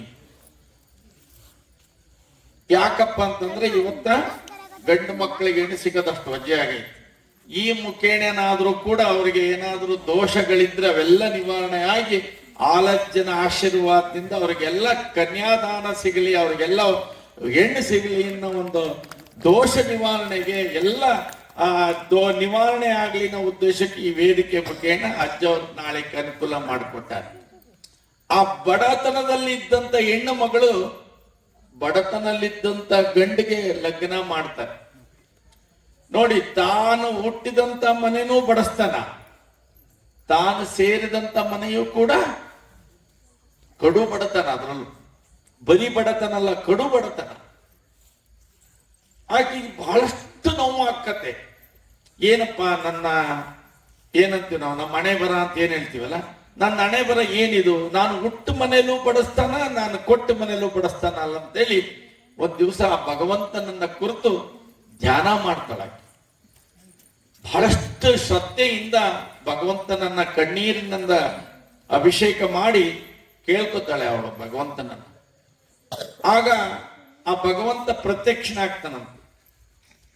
ಪ್ರತ್ಯಕ್ಷನಾಗಿ ಕೇಳ್ತಾಳಂತ ಆ ಮಗಳನ್ನ, ಹೆಣ್ಮಗಳನ್ನ, ಆಯ್ತಮ್ಮ, ನಿನ್ನ ಭಕ್ತಿಗೆ ಮೆಚ್ಚಿ ನಾನು ಪ್ರತ್ಯಕ್ಷರಾಗೀನಿ, ನಿನಗೇನು ವರ ಬೇಕು ಕೇಳು, ಆದ್ರೆ ಒಂದೇ ವರ ಕೊಡೋದು ನಾನು, ಮತ್ತೆರಡು ಮೂರು ಕೇಳಬೇಡ. ಅಜ್ಜ ಹೇಳ್ದಂಗೆ ಹೆಣ್ಮಕ್ಳಿಗೆ ಆಸೆ ಅನ್ನೋದು ಬಹಳಷ್ಟು ಇರೋದೇ ಇಲ್ಲ, ಹೌದಿಲ್ಲ? ಅದಕ್ಕ ಆತ ಶಿವ ಬುದ್ಧಿವಂತಿಕೆಂತ ಹೇಳದ್ನಂತ ಹೆಣ್ಮಗಳಿಗೆ, ಒಂದೇ ವರ ಕೇಳ್ಬೇಕು ನೀನು, ಅದು ಬಿಟ್ಟು ಬಹಳ ಕೇಳೋದಿಲ್ಲ. ಆಗ ಈ ಚಿಂತೆ ಏನ್ ಕೇಳೋಣ, ಏನು ಆಕಿಗೆ ಸಮಸ್ಯೆ ಇದ್ದದ್ದು ಮೂರು. ಏನ್ ಸಮಸ್ಯೆ ಇತ್ತಪ್ಪ ಅಂತಂದ್ರೆ ಆಕೆಗೆ ಮಕ್ಕಳಾಗಿರ್ಲಿಲ್ಲ. ಒಂದು ಸಮಸ್ಯೆ, ಅವ್ರ ಮನೆಯಲ್ಲಿ ತನ್ನ ಮಾವ ಹುಟ್ಟು ಕುರುಡ, ಆ ಮಾವ ಹುಟ್ಟು ಕುರುಡ, ಮಕ್ಕಳಾಗಿರ್ಲಿಲ್ಲ, ಮತ್ತೆ ಆಕೆಗೆ ಕಡು ಬಡತನ. ಈ ಮೂರರಲ್ಲಿ ಯಾವುದನ್ನು ಕೇಳಬೇಕು ಅನ್ನೋದು ಅವಳಿಗೆ ಜಿಜ್ಞಾಸೆ ಉಂಟಾಯ್ತು. ಆದ್ರೆ ಶಿವ ಹೇಳಿರೋದೇನು, ಒಂದೇ ವರ ಕೇಳ್ಬೇಕು, ಅದಕ್ಕಿಂತ ಬಹಳ ಕೇಳಂಗಿಲ್ಲ. ಆ ಹೆಣ್ಣು ಮಗಳು ಬಹಳ ಬುದ್ಧಿವಂತಿದ್ಲು. ಆಯ್ತು ಸ್ವಾಮಿ, ನಾನು ಕೇಳಿದ ವರ ಕೊಡು ಸಾಕು. ಆಯ್ತು ಕೇಳು, ನೀನ್ ಏನಾರ ಕೇಳು, ಒಂದೇ ವರ ಕೇಳಬೇಕು. ಅದಕ್ಕಾಕಿ ಕೇಳಿಳಂತೆ, ನನ್ನ ಮಗು ಚಿನ್ನದ ತಟ್ಟೆಯಲ್ಲಿ ಊಟ ಮಾಡದ ನನ್ನ ಮಾವ ಕುಂತ್ಕೊಂಡು ನೋಡ್ಬೇಕು, ಇಂಥ ವರವನ್ನ ಕೊಡು ಅಂತ ಕೇಳಿಲ್ಲ. ನನ್ನ ಮಗು ಚಿನ್ನದ ತಟ್ಟೆಯಲ್ಲಿ ಊಟ ಮಾಡೋದನ್ನ ಯಾರು ನೋಡ್ಬೇಕು? ಮಾವ ಕುಂತು ನೋಡ್ಬೇಕು. ತನ್ನ ಮಗು ಅಂದ್ರೆ ಏನಾಯ್ತು ಆಕೆಗೆ? ಮಕ್ಕಳಾದ. ಚಿನ್ನದ ತಟ್ಟೆ ಬೇಕು ಅಂದ್ರೆ ಶ್ರೀಮಂತಿಗೆ ಬಂತು. ಮಾವ ಕುಂತು ನೋಡ್ಬೇಕು, ಮಾವನ್ಗೆ ಏನ್ ಬಂತು? ಕಣ್ಣು ಬಂತು. ನೋಡಿ, ಒಂದೇ ಪ್ರಶ್ನೆ. ಯಾಕಪ್ಪ ಅಂದ್ರೆ ಹೆಣ್ಣು ಮಕ್ಕಳು ಎಷ್ಟು ಜಾಣ್ತಿರ್ತಾರೆ ಅಷ್ಟು ಆ ಮನೆಯಲ್ಲಿ ಯಾವಾಗಲೂ ಕೂಡ ಏನಿರೋದಿಲ್ಲ, ಸಮಸ್ಯೆಗಳಿರೋದಿಲ್ಲ. ಅದರಿಂದ ಬಂಧುಗಳೇ, ಮನೆಯ ಒಡತಿ ಆಗಿರ್ತಕ್ಕಂಥವಳು ಜಾಣರಾಗಬೇಕು. ಮನೆಯಲ್ಲಿರ್ತಕ್ಕಂಥ ಹೆಣ್ಣು ಮಕ್ಕಳು ಸಂಸ್ಕಾರವಂತಳಾಗಿರ್ಬೇಕು. ಆಗ ಆ ಮನೆಯಲ್ಲಿ ಯಾವಾಗಲೂ ಕೂಡ ಸುಖ ಶಾಂತಿ ನೆಮ್ಮದಿ ಇರ್ಲಿಕ್ಕೆ ಸಾಧ್ಯ ಅಂತ ತಿಳಿಸ್ತಾ, ಏನಪ್ಪಾ ಬರೀ ಹೆಣ್ಣು ಮಕ್ಕಳ ಬಗ್ಗೆ ಅಷ್ಟೇ ಹೇಳ್ತಾರಲ್ಲ, ಹಂಗಾರೆ ಗಂಡು ಮಕ್ಕಳದೇನೋ ಪಾತ್ರನೇ ಇಲ್ವಾ ಅಂತ ತಿಳ್ಕೋಬಹುದು. ಅವಶ್ಯವಾಗಿದೆ. ಒಂದು ಮನೆಯಲ್ಲಿ ಯಾವಾಗಲೂ ಕೂಡ ನಂದಾದೀಪದಂತೆ ಆ ಮನೆ ಬೆಳಗಬೇಕು ಅಂತಂದ್ರೆ, ನಿಮ್ ಮನೆಯಲ್ಲಿ ಎಷ್ಟು ದೀಪ ಹಚ್ತೀರಿ? ಒಂದ್ ಹತ್ತಿರ, ಎರಡು ಹತ್ತಿರ? ಅದಕ್ಕೆ ಒಂದು ಬತ್ತಿ ಹಾಕ್ತಾರೆ, ಎರಡು ಬತ್ತಿ ಹಾಕ್ತೀರ? ನೋಡ್ರಿ, ಎಣ್ಣೆ ರೇಟ್ ಬಹಳ ಐತಿ, ಒಂದೇ ಹಚ್ಚಬಹುದು. ಆದ್ರೂ ಎರಡು ಹಚ್ತೀರಿ. ಮತ್ತೆ ಅದಕ್ಕೆ ಬತ್ತಿ ಎಷ್ಟು ಹಾಕ್ತೀರಿ? ಎರಡು ಹಾಕ್ತೀರಿ. ಯಾಕಪ್ಪ ಅಂತಂದ್ರೆ ಆ ಮನೆಯಲ್ಲಿ ಬೆಳಗ್ತಕ್ಕಂಥ ದೀಪಗಳು ಯಾವಾಗಲೂ ಕೂಡ ಒಂದು ಸತಿ, ಒಂದು ಪತಿ. ಆ ಸತಿಪತಿಯರೊಂದಾದ ಭಕ್ತಿ ಇದದಿಂದ ಇರ್ಬೋದು ನೋಡ. ಆ ಮನೆಯಲ್ಲಿ ಸತಿ ಮತ್ತು ಪತಿ ಇಬ್ಬರೂ ಒಂದಾಗಿ ಸಂಸಾರವನ್ನ ನಡೆಸಿದಾಗ ಆ ಮನೆ ಯಾವಾಗಲೂ ಕೂಡ ನಂದಾದೀಪದಂತೆ ಪ್ರಜ್ವಲವಾಗಿ ಬೆಳಕನ್ನ ಆ ಮನೆಯನ್ನ ಹೊಂದುತ್ತೆ ಅನ್ನೋ ಉದ್ದೇಶಕ್ಕೋಸ್ಕರ ಸನಾತನದ ಕಾಲದಿಂದಲೂ ಕೂಡ ನಮ್ಮ ಮನೆಗಳಲ್ಲಿ 2 ದೀಪವನ್ನು ಹಚ್ತೀವಿ, 2 ಬತ್ತಿಯನ್ನ ಹಾಕುವ ಉದ್ದೇಶ ಸತಿಪತಿಯರು ಒಂದಾಗಿ ಇರಬೇಕು ಅಂತಕ್ಕಂಥ ಒಂದು ಸಾಂಕೇತಿಕವಾಗಿ ಆ ಜ್ಯೋತಿಯನ್ನ ನಮ್ಮ ಮನೆಗಳಲ್ಲಿ ಬೆಳಗಿಸ್ತಕ್ಕಂಥ ಪದ್ಧತಿ. ಅದಕ್ಕೋಸ್ಕರ ತಾಯಂದಿರು ಬಹಳಷ್ಟು ಜನ ಎಷ್ಟೋ ವಿಚಾರಧಾರೆಗಳನ್ನ ತಿಳಿದಲೆ, ಅದಕ್ಕೆ ಹೆಣ್ಮಕ್ಳು ಬಹಳಷ್ಟು ಜನಕ್ಕೆ ಬಹಳಷ್ಟು ವಿಷಯಗಳೇ ಗೊತ್ತಿಲ್ಲ. ತಾಯಂದಿರು ಅಂತೀವಿ, ಮುತ್ತೈದೆಯರು ಅಂತೀವಿ, ಮಹಾಲಕ್ಷ್ಮಿಯರು ಅಂತೀವಿ, ಮತ್ತೆ ವಾತ್ಸಲ್ಯ ಮೂರ್ತಿಗಳು ಅಂತೀವಿ. ಅವ್ರಿಗೆಲ್ಲ ಗಂಡು ಮಕ್ಳಿಗೆ 2 ಹೆಸರು, ಗಂಡಸರು ಗಂಡು ಮಕ್ಳು ಅಥವಾ ಇನ್ನೊಂದೇನೋ ಅಂತ ಅಷ್ಟ್ಬಿಟ್ಟು. ಹೆಣ್ಣು ಮಕ್ಳಿಗೆ 4-5 ಮಾತೆಯರು ಅಂತಾರೆ, ಹೆಣ್ಣು ಮಕ್ಳು ಅಂತಾರೆ, ತಾಯಂದಿರು ಅಂತಾರೆ, ಮುತ್ತೈದೆಯರು ಅಂತಾರೆ, ವಾತ್ಸಲ್ಯ ಮೂರ್ತಿಗಳು ಅಂತಾರೆ. ನೋಡಿ ಎಷ್ಟು ಹೆಸರಿಟ್ಟು ನಮ್ಗೆ. ಯಾಕಪ್ಪ ಅಂತಂದ್ರೆ ಮನೆಯನ್ನ ನಡೆಸ್ತಕ್ಕಂಥವಳು ಮನೆಯ ಒಡತಿ. ಅದರಿಂದ ಆ ಮನೆಯಲ್ಲಿ ಯಾವಾಗ್ಲೂ ಕೂಡ ಸುಖ ಶಾಂತಿ ನೆಮ್ಮದಿ ಇರಬೇಕು ಅಂತಂದ್ರೆ ಆ ಮನೆಯಲ್ಲಿ ಇರ್ತಕ್ಕಂಥ ಗೃಹಿಣಿಗೆ ಸಹನೆ ಬಹಳ ಶ್ರೇಷ್ಠ. ಅದಕ್ಕೆ ಹೇಳ್ತಾರೆ ತಾಳಿದವರು ಬಾಳಿಯಾರು. ಇವತ್ತು ಎಷ್ಟೋ ಜನ ತಾಯಂದಿರು ತನ್ನ ಅಜ್ಜ ಅವರ ಮಕ್ಕಳು ಮೊಮ್ಮಕ್ಕಳು ಜೊತೆಯಲ್ಲಿ ಇವತ್ತು ಜೀವನವನ್ನ ಸಾಗಿಸ್ತಾ ಇದ್ದಾರೆ ಅಂತಂದ್ರೆ ಅವರಲ್ಲಿ ಇರ್ತಕ್ಕಂಥ ತಾಳ್ಮೆನೆ ಅವ್ರನ್ನೇ ಇಲ್ಲಿವರೆಗೂ ಸಾಗಿಸ್ಕೊಂಡ್ ಬರ್ಲಿಕ್ಕೆ ಸಾಧ್ಯ. ಆದ್ರೆ ಇವತ್ತು ಹೆಣ್ಣು ಮಕ್ಕಳುಗಳಲ್ಲಿ ಏನಾಗ್ತಾ ಇದೆ, ಸಹನೆಯನ್ನ ಕಳ್ಕೊತಾ ಇದ್ದೀವಿ, ತಾಳ್ಮೆಯನ್ನ ಕಳ್ಕೊತಾ ಇದ್ದೀವಿ. ಅದರಿಂದ ನಮ್ಮ ಮನೆಗಳಲ್ಲಿ ನಮ್ಮ ಗೃಹಗಳಲ್ಲಿ ಆದಷ್ಟು ಬೇಗ ಭಾಗಗಳಾಗ್ತವೆ, ವಿಭಜನೆಗಳಾಗ್ತವೆ, ಸಂಸಾರಗಳು ಒಡೆದೋಗ್ತವೆ. ಯಾಕೆ ಅಂತಂದ್ರೆ ಯಾರಲ್ಲಿ ವಾತ್ಸಲ್ಯ ಇರೋದಿಲ್ಲ, ಯಾರಲ್ಲಿ ಸಹನೆ ಇರೋದಿಲ್ಲ, ಅವ್ರ ಮನೆ ಎಂದಿಗೂ ಕೂಡ ಒಂದಾಗ್ಲಿಕ್ಕೆ ಸಾಧ್ಯ ಇಲ್ಲ. ಅದಕ್ಕೋಸ್ಕರ ತಾಯಂದಿರಲ್ಲಿ ವಾತ್ಸಲ್ಯ ಮೂರ್ತಿಗಳು ಅಂತ ಯಾಕೆ ಹೇಳ್ತಾರಪ್ಪ ಅಂತಂದ್ರೆ ಅವರಲ್ಲಿ ಕರುಣಾಮಹಿಗಳು ಅಂತಲೂ ಕೂಡ ಒಂದು ಕಡೆ ಹೇಳ್ತಾರೆ. ಇಷ್ಟೆಲ್ಲ ಒಂದು ಸ್ಥಾನವನ್ನ ಯಾರಿಗೆ ಕೊಟ್ಟಿದ್ದಾರಪ್ಪ ಅಂತಂದ್ರೆ ತಾಯಂದಿರಿಗೆ. ಅದರಿಂದ ಆ ತಾಯಂದಿರು ಸಂಸ್ಕಾರವಂತ. ಇಷ್ಟೆಲ್ಲ ಕಥೆಗಳು, ದಾನಮ್ಮನ ಕತೆ ಕೇಳ್ತಾ ಹೋದ್ರೆ 1 ವಾರ ಅಲ್ಲ 1 ವರ್ಷ ಕೇಳಿದ್ರು ಕೂಡ ಆ ಚರಿತ್ರೆಯನ್ನ ಕೇಳಿ ನಾವು ಎಷ್ಟು ಪಾವನರಾಗಬೇಕು ಅಂತ ಒಂದು ಕಥೆಯನ್ನ ಪೂಜ್ಯರು 1 ವಾರದೊಳಗೆ ಮುಗಿಸ್ತಾ ಇದ್ದಾರೆ ಅಂತಂದ್ರೆ ಅವ್ರಿಗೆ ಇನ್ನೂ ಕಾಲಾವಕಾಶದ ಅವಶ್ಯಕತೆ ಇದೆ. ನಿಮ್ಮೆಲ್ಲರ ಸಹಕಾರ ಬಹಳಷ್ಟು ಬೇಕು.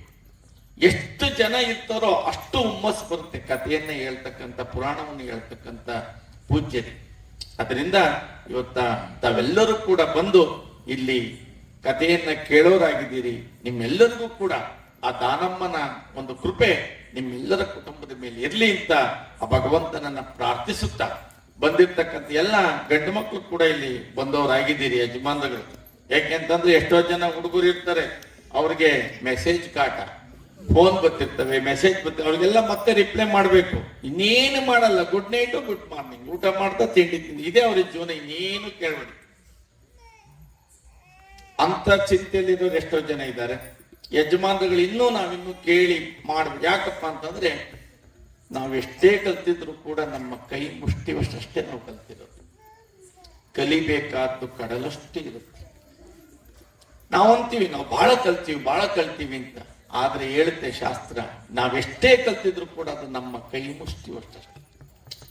ನಾವಿನ್ನೂ ಕಲಿಬೇಕು ಅಂತಂದ್ರೆ ಅದು ಕಲಿತಕ್ಕಂಥದ್ದು ಇನ್ನು ಕಡಲಷ್ಟು ಇರುತ್ತೆ. ಅದರಿಂದ ಎಲ್ಲರೂ ಕೂಡ ಇಂಥ ವಿಚಾರಧಾರೆಗಳನ್ನ ಬಹಳಷ್ಟು ತಿಳ್ಕೋಬೇಕು. ಯಾಕೆ ಅಂತಂದ್ರೆ ನಾವು ಒಲೆ ಊಟ ಎಲ್ಲಿ ಬೇಕಾದ್ರೂ ಮಾಡ್ಬೋದು. ಒಲೆ ಊಟ ಗೊತ್ತಲ್ಲ, ಈಗ ಒಲೆ ಅಂದ್ರೆ ಗೊತ್ತಿಲ್ಲ, ಗ್ಯಾಸ್ ಊಟ ಅನ್ಬೇಕು. ಹೌದಾ? ಒಲೆ ಹತ್ತಿರ ಈಗ್ಲೂ ಹತ್ತಿರ ನೋಡಿ, ಹೆಣ್ಮಕ್ಳು ಒಲೆ ಹಚ್ಚೋದೇ ಇಲ್ಲ, ಗ್ಯಾಸ್. ಒಲೆ ಊಟ ಎಲ್ಲಿ ಬೇಕಾದ್ರೂ ಮಾಡ್ಬೋದು. ಆದ್ರೆ ತಲೆ ಊಟ ಎಲ್ಲಾದ್ರೂ ಸಿಗುತ್ತಾ ಮಾಡಕ್ಕೆ? ಆ ತಲೆ ಊಟಕ್ಕೋಸ್ಕರ ಇಷ್ಟೆಲ್ಲ ಅಜ್ಜವ್ರು ಹಚ್ಕೊಂಡಿರೋದು. ಎಲ್ಲರಿಗೂ ಕೂಡ ಒಳ್ಳೆ ವಿಚಾರಧಾರೆಗಳು ತಿಳ್ಕೊಳ್ಳಿ, ಒಳ್ಳೆ ವಿಷಯಗಳನ್ನ ತಿಳ್ಕೊಳ್ಳಿ, ಅವರವರ ಜೀವನದಲ್ಲಿ ಒಳ್ಳೊಳ್ಳೆ ಸಂಸ್ಕಾರವನ್ನ ಕಲ್ತ್ಕೊಳ್ಳಿ ಅನ್ನೋ ಉದ್ದೇಶಕ್ಕೋಸ್ಕರಲೇ ಅವರಿಂತ ಒಂದು ಪುರಾಣವನ್ನ ಹಚ್ಕೊಂಡಿರ್ತಕ್ಕಂಥ ಉದ್ದೇಶ ಈ ಉದ್ದೇಶಕ್ಕೋಸ್ಕರ. ಅದರಿಂದ ತಾಯಂದಿರು ಎಷ್ಟು ನೀವು ಸಂಸ್ಕಾರವಂತರಾಗಿರ್ತೀರೋ ಅಷ್ಟು ತಮ್ಮ ಜೀವನದಲ್ಲಿ ಒಂದು ಸಾರ್ಥಕತೆಯ ಜೀವನವನ್ನ ತಾವೆಲ್ಲರೂ ಕೂಡ ಕಲಿಬಹುದು ಅಂತ ತಿಳಿಸ್ತಾ ಹೆಣ್ಣು ಹಠ ಕಲಿಬಾರ್ದು. ಹೆಣ್ಣೇನ್ ಕಲಿಬಾರ್ದು? ಹಠ ಕಲಿಬಾರ್ದು. ಗಂಡು ಒಬ್ಬೊಬ್ರು ಹಂಗಂಗೆ ಅಂತಾರೆ, ಹೊರಗನ್ನಲ್ಲ. ಯಾಕೆ ಅಂದ್ರೆ ಮನೇಲಿ ಯಾರು ಇದ್ದಾರ ಅನ್ನೋ ಸ್ವಲ್ಪ ಸಂಕೋಚ ಐತಿ. ಹೆಣ್ಣು ಹಠ ಕಲಿಬಾರ್ದಂತೆ, ಗಂಡು ಚಟ ಕಲಿಬಾರ್ದು.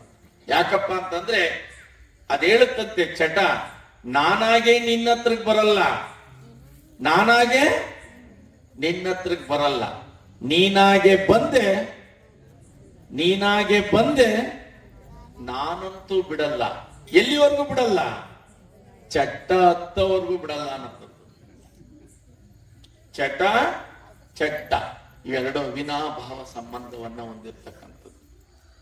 ಅದಕ್ಕೋಸ್ಕರಲೇ ದಾಸರ ಕಡೆ ಹೇಳ್ತಾರೆ, ಮಾನವ ಜನ್ಮ ಅತಿ ದೊಡ್ಡದು, ಮಾನವ ಜನ್ಮ ಅತಿ ದೊಡ್ಡದು, ಹಾಳು ಮಾಡಿಕೊಳ್ಳಬೇಡಿರೋ ಹುಚ್ಚಪ್ಪಗಳಿರ. ಅದರಿಂದ ಚಟ ಅನ್ನೋದು ಬಹಳ ಕೆಟ್ಟದ್ದು. ಅದು ನಾವು ಎಷ್ಟರ ಮಟ್ಟಿಗೆ ಅದನ್ನ ನಾವು ಉಪಯೋಗಿಸ್ತೀವೋ ಅದು ಅಷ್ಟೇ ಸೀಮಿತವಾಗಿರಬೇಕೇ ಹೊರತು ಅದನ್ನ ಹೆಚ್ಚು ಮಾಡಿದಷ್ಟು ಕೂಡ ಅದು ವಿನಾಶಕ್ಕೆ ಕಾರಣ ಆಗ್ತದೆ. ಅದಕ್ಕೋಸ್ಕರ ಹೆಣ್ಣು ಮಕ್ಕಳ ಹಠ ಕಲಿಬಾರ್ದು. ಯಾರ ಮನೆಯಲ್ಲಿ ಹೆಣ್ಣು ಮಕ್ಕಳು ಹಠ ಕಲಿತಾರೆ ಅವ್ರ ಮನೆಯಲ್ಲಿ ಎಂದಿಗೂ ಕೂಡ ಅದು ಶ್ರೇಯಸ್ಸನ್ನ ಪಡೆಯುವುದಿಲ್ಲ. ಯಾವ ಗಂಡು ಚಟವನ್ನ ಕಲಿತಾನೋ ಅದೆಂದಿಗೂ ಕೂಡ ಅವನ್ನ ಉದ್ಧಾರ ಆಗ್ಲಿಕ್ಕೆ ಬಿಡೋದಿಲ್ಲ. ಅದಕ್ಕೋಸ್ಕರ ಶಾಸ್ತ್ರ ಮತ್ತು ಗಾದೆ ಇವೆರಡು ಬಹಳ ಶ್ರೇಷ್ಠವಾಗಿರ್ತಕ್ಕಂಥದ್ದು. ವೇದ ಸುಳ್ಳಾಗ್ಬೋದು, ಗಾದೆ ಎಂದಿಗೂ ಕೂಡ ಸುಳ್ಳಾಗೋದಿಲ್ಲ. ಅದರಿಂದ ಹೆಣ್ಣು ಮಕ್ಕಳು ಹಠ ಕಲಿಬೇಡಿ, ಗಂಡು ಮಕ್ಕಳು ಚಟ ಕಲಿಬೇಡಿ. ಇವೆರಡೂ ಕೂಡ ಒಂಥರ ಜೀವನದಲ್ಲಿ ಶತ್ರುಗಳಿದ್ದಂಗೆ. ಯಾವ ಹೆಣ್ಣು ಮಕ್ಕಳುಗಳಲ್ಲಿ ಹಠ ಇರೋದಿಲ್ಲ ಅವ್ರು ಎಂದೆಂದಿಗೂ ಕೂಡ ಸೋಲನ್ನ ಬಯಸೋದಿಲ್ಲ. ಅವ್ರು ಯಾವತ್ತಿಗೂ ಕೂಡ ಜಯವನ್ನ ಗಳಿಸ್ತಾರೆ. ನಾನಿವತ್ತು ಬೆಂಗಳೂರಿನಿಂದ ಬರ್ಬೇಕಾದ್ರೆ ಒಂದು ಟ್ರಾಫಿಕ್ ಅಲ್ಲಿ ಒಂದು ಆಟೋದ ಮೇಲೆ ಬರ್ದಿತ್ತು. ಸುಮಾರು ಕಡೆ ಬರ್ದಿರ್ತಾರೆ, ನೋಡಿರ್ತೀರಲ್ಲ. ಏನೇನ್ ಬರ್ದಿರ್ತಾರೆ? ಅವೇನೇನೋ ಬರ್ದಿರ್ತಾರೆ ಬಿಡಿ, ಅವ ಚಿಂತೆ. ನನಗೆ ಆ ಟ್ರಾಫಿಕ್ ಅಲ್ಲಿ ನಿಂತಿದ್ದಾಗ ನಮ್ಮ ಕಾರ್ ನಿಂತಿತ್ತು. ನಮ್ಮ ಕಾರ್ ಪಕ್ಕದಲ್ಲೇ ಒಂದು ಆಟೋ ನಿಂತಿತ್ತು. ಆ ಆಟೋದ ಮೇಲೆ ಬರ್ದಿದ್ರು ಒಂದೆರಡು ಲೈನ್. ಏನಪ್ಪಾ ಅದು ಅಂತಂದ್ರೆ, ತಕ್ಕಡಿ ಸರಿ ಇದ್ದರೆ ವ್ಯಾಪಾರ, ತಕ್ಕಡಿ ಸರಿ ಇದ್ದರೆ ವ್ಯಾಪಾರ, ಮನೆಯಲ್ಲಿ ಹೆಂಡತಿ ಸರಿ ಇದ್ದರೆ ನಿಮ್ಗೆ ಗೊತ್ತು ನಾವೇನದೇ. ಅದು ಆಟೋದ ಮೇಲೆ ಬರ್ದಿದ್ದು ಎರಡೇ ಲೈನು. ನನಗಾಗ ಅದು ಅರ್ಥವೇ ಆಗ್ಲಿಲ್ಲ ಓದಿದ್ದು. ಮುಂದಕ್ಕೆ ಬರ್ತಾ ಬರ್ತಾ ಬರ್ತಾ ಅದನ್ನ ಮತ್ತೆ ಮೆಲುಕು ಹಾಕಿದಾಗ ಎಷ್ಟು ಸ್ವಚ್ಛವಾಗಿ, ಎಷ್ಟು ಅಚ್ಚುಕಟ್ಟಾಗಿ, ಎಷ್ಟು ಚಂದವಾಗಿ ಬರ್ದಾರಪ್ಪ.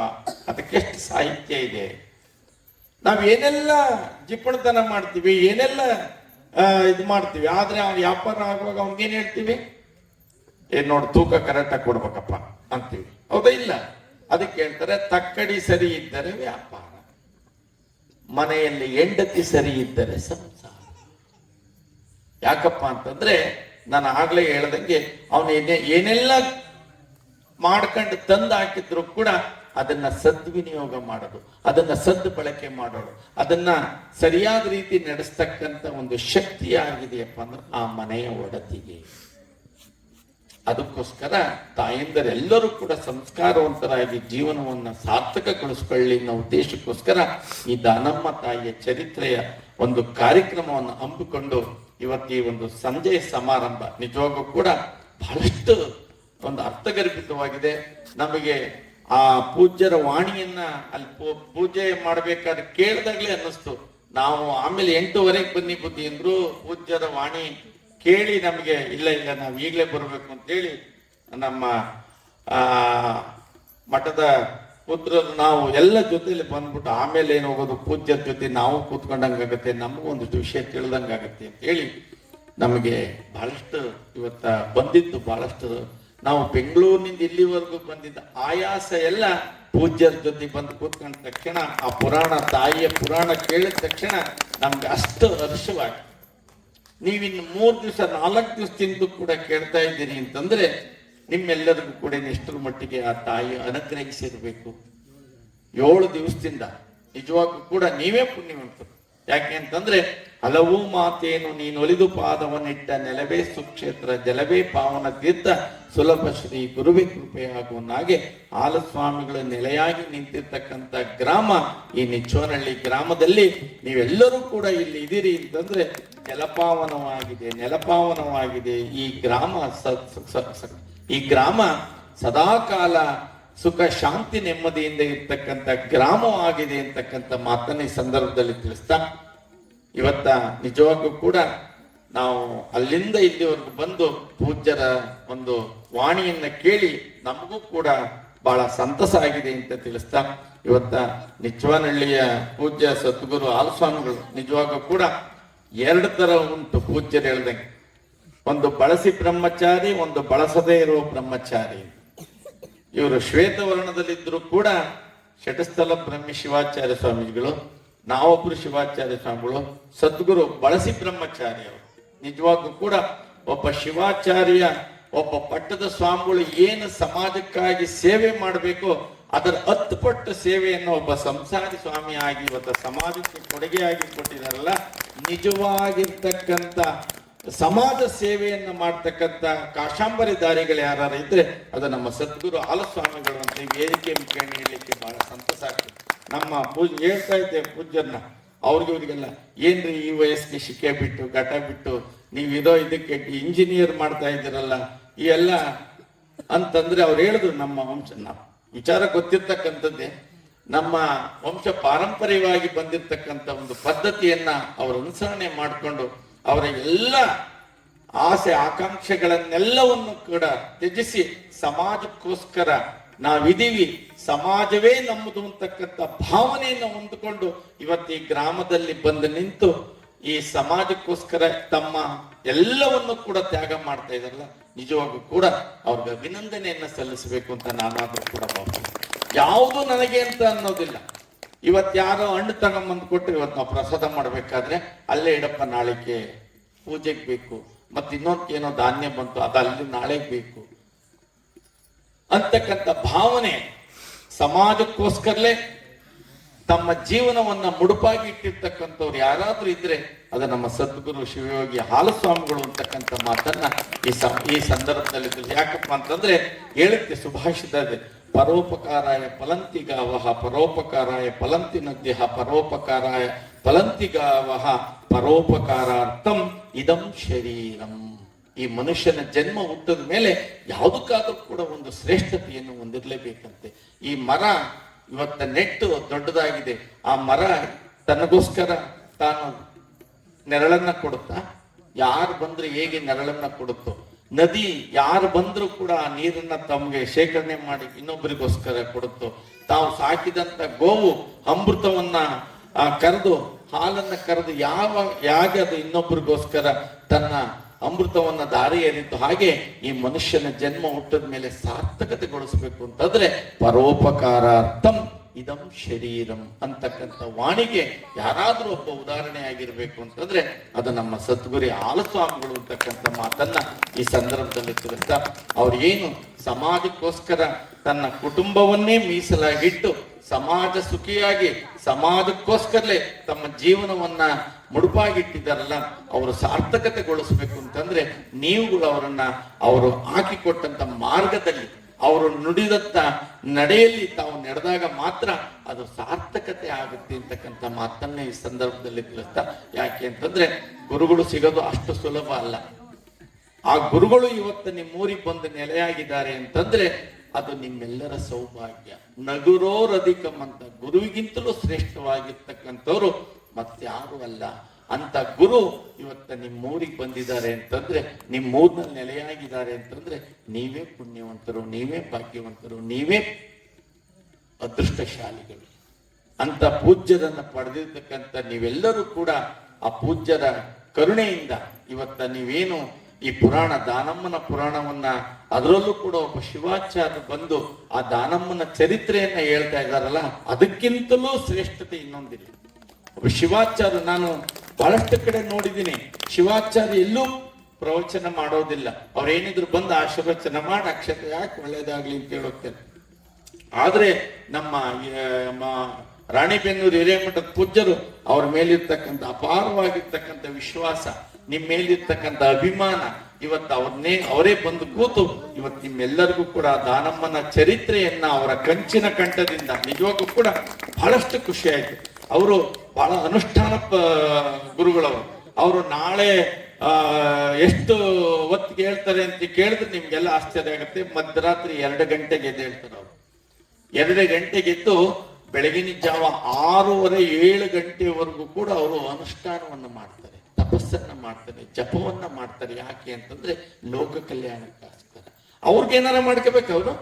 ನನಗೆ ಒಳ್ಳೇದಾಗ್ಲಿ, ನನ್ನ ಹೆಂಡತಿಗೆ ಒಳ್ಳೇದಾಗ್ಲಿ, ನನ್ನ ಮಕ್ಳಿಗೆ ಒಳ್ಳೇದಾಗ್ಲಿ ಅಂತ ಏನಾದ್ರು ಮಾಡ್ಕೋಬೇಕಾಗ ಇಲ್ಲ. ಎಲ್ಲವನ್ನು ಕೂಡ ತ್ಯಜಿಸಿ ಸರ್ವೇ ಜನಾಃ ಸುಖಿನೋ ಭವಂತು, ಸರ್ವರಿಗೂ ಕೂಡ ಒಳ್ಳೇದಾಗ್ಲಿ, ಎಲ್ಲರೂ ಕೂಡ ಒಳ್ಳೇದಾಗ್ಲಿ, ಎಲ್ಲರಿಗೂ ಕೂಡ ಆ ಭಗವಂತ ಅನುಗ್ರಹ ಆಶೀರ್ವಾದ ಸಿಗಲಿ ಅನ್ನೋ ಉದ್ದೇಶಕ್ಕೋಸ್ಕರ ಪೂಜ್ಯರು ಲಕ್ಷಗಟ್ಟಲೆ ಜಪವನ್ನ ಮಾಡಿದಂತ ಶ್ರೇಷ್ಠತೆಯನ್ನು ಹೊಂದಿರತಕ್ಕಂಥ ಗುರುಗಳನ್ನ ನೀವು ಯಾರಾದ್ರೂ ಕೂಡ ಕಂಡಿದ್ರೆ ಅದು ನಮ್ಮ ಹಿರೇಮಠದ ಪೂಜ್ಯರನ್ನ ನೀವು ನೋಡ್ಬೇಕು. ಅಂತ ಪೂಜ್ಯರು ಇವತ್ತ ಈ ಊರಿಗೆ ಬಂದು ಆ ಪೂಜ್ಯರ ಅಭಿಮಾನಕ್ಕೋಸ್ಕರ, ನಿಮ್ಮೆಲ್ಲ ಪ್ರೀತಿಗೋಸ್ಕರ ಇವತ್ತು ಬಂದು ಅವರು ಇವತ್ತು ನಿಮ್ಮ ಊರಿನಲ್ಲಿ ಇದ್ದು 7 ದಿವಸಗಟ್ಲೆ ಹೆಂಗ್ ಹೊಂದತ್ರವ್ರು ಗೊತ್ತಿಲ್ಲ. ಅವರು ಸಂಚಾರರು ಅಲ್ಲ, ಅವ್ರ ಮಠ ಬಿಟ್ಟು ಎಲ್ಲೂ ಈಚೆ ಬಂದಿದ್ದೆ ನೋಡಿರಲ್ಲ ನಾನು.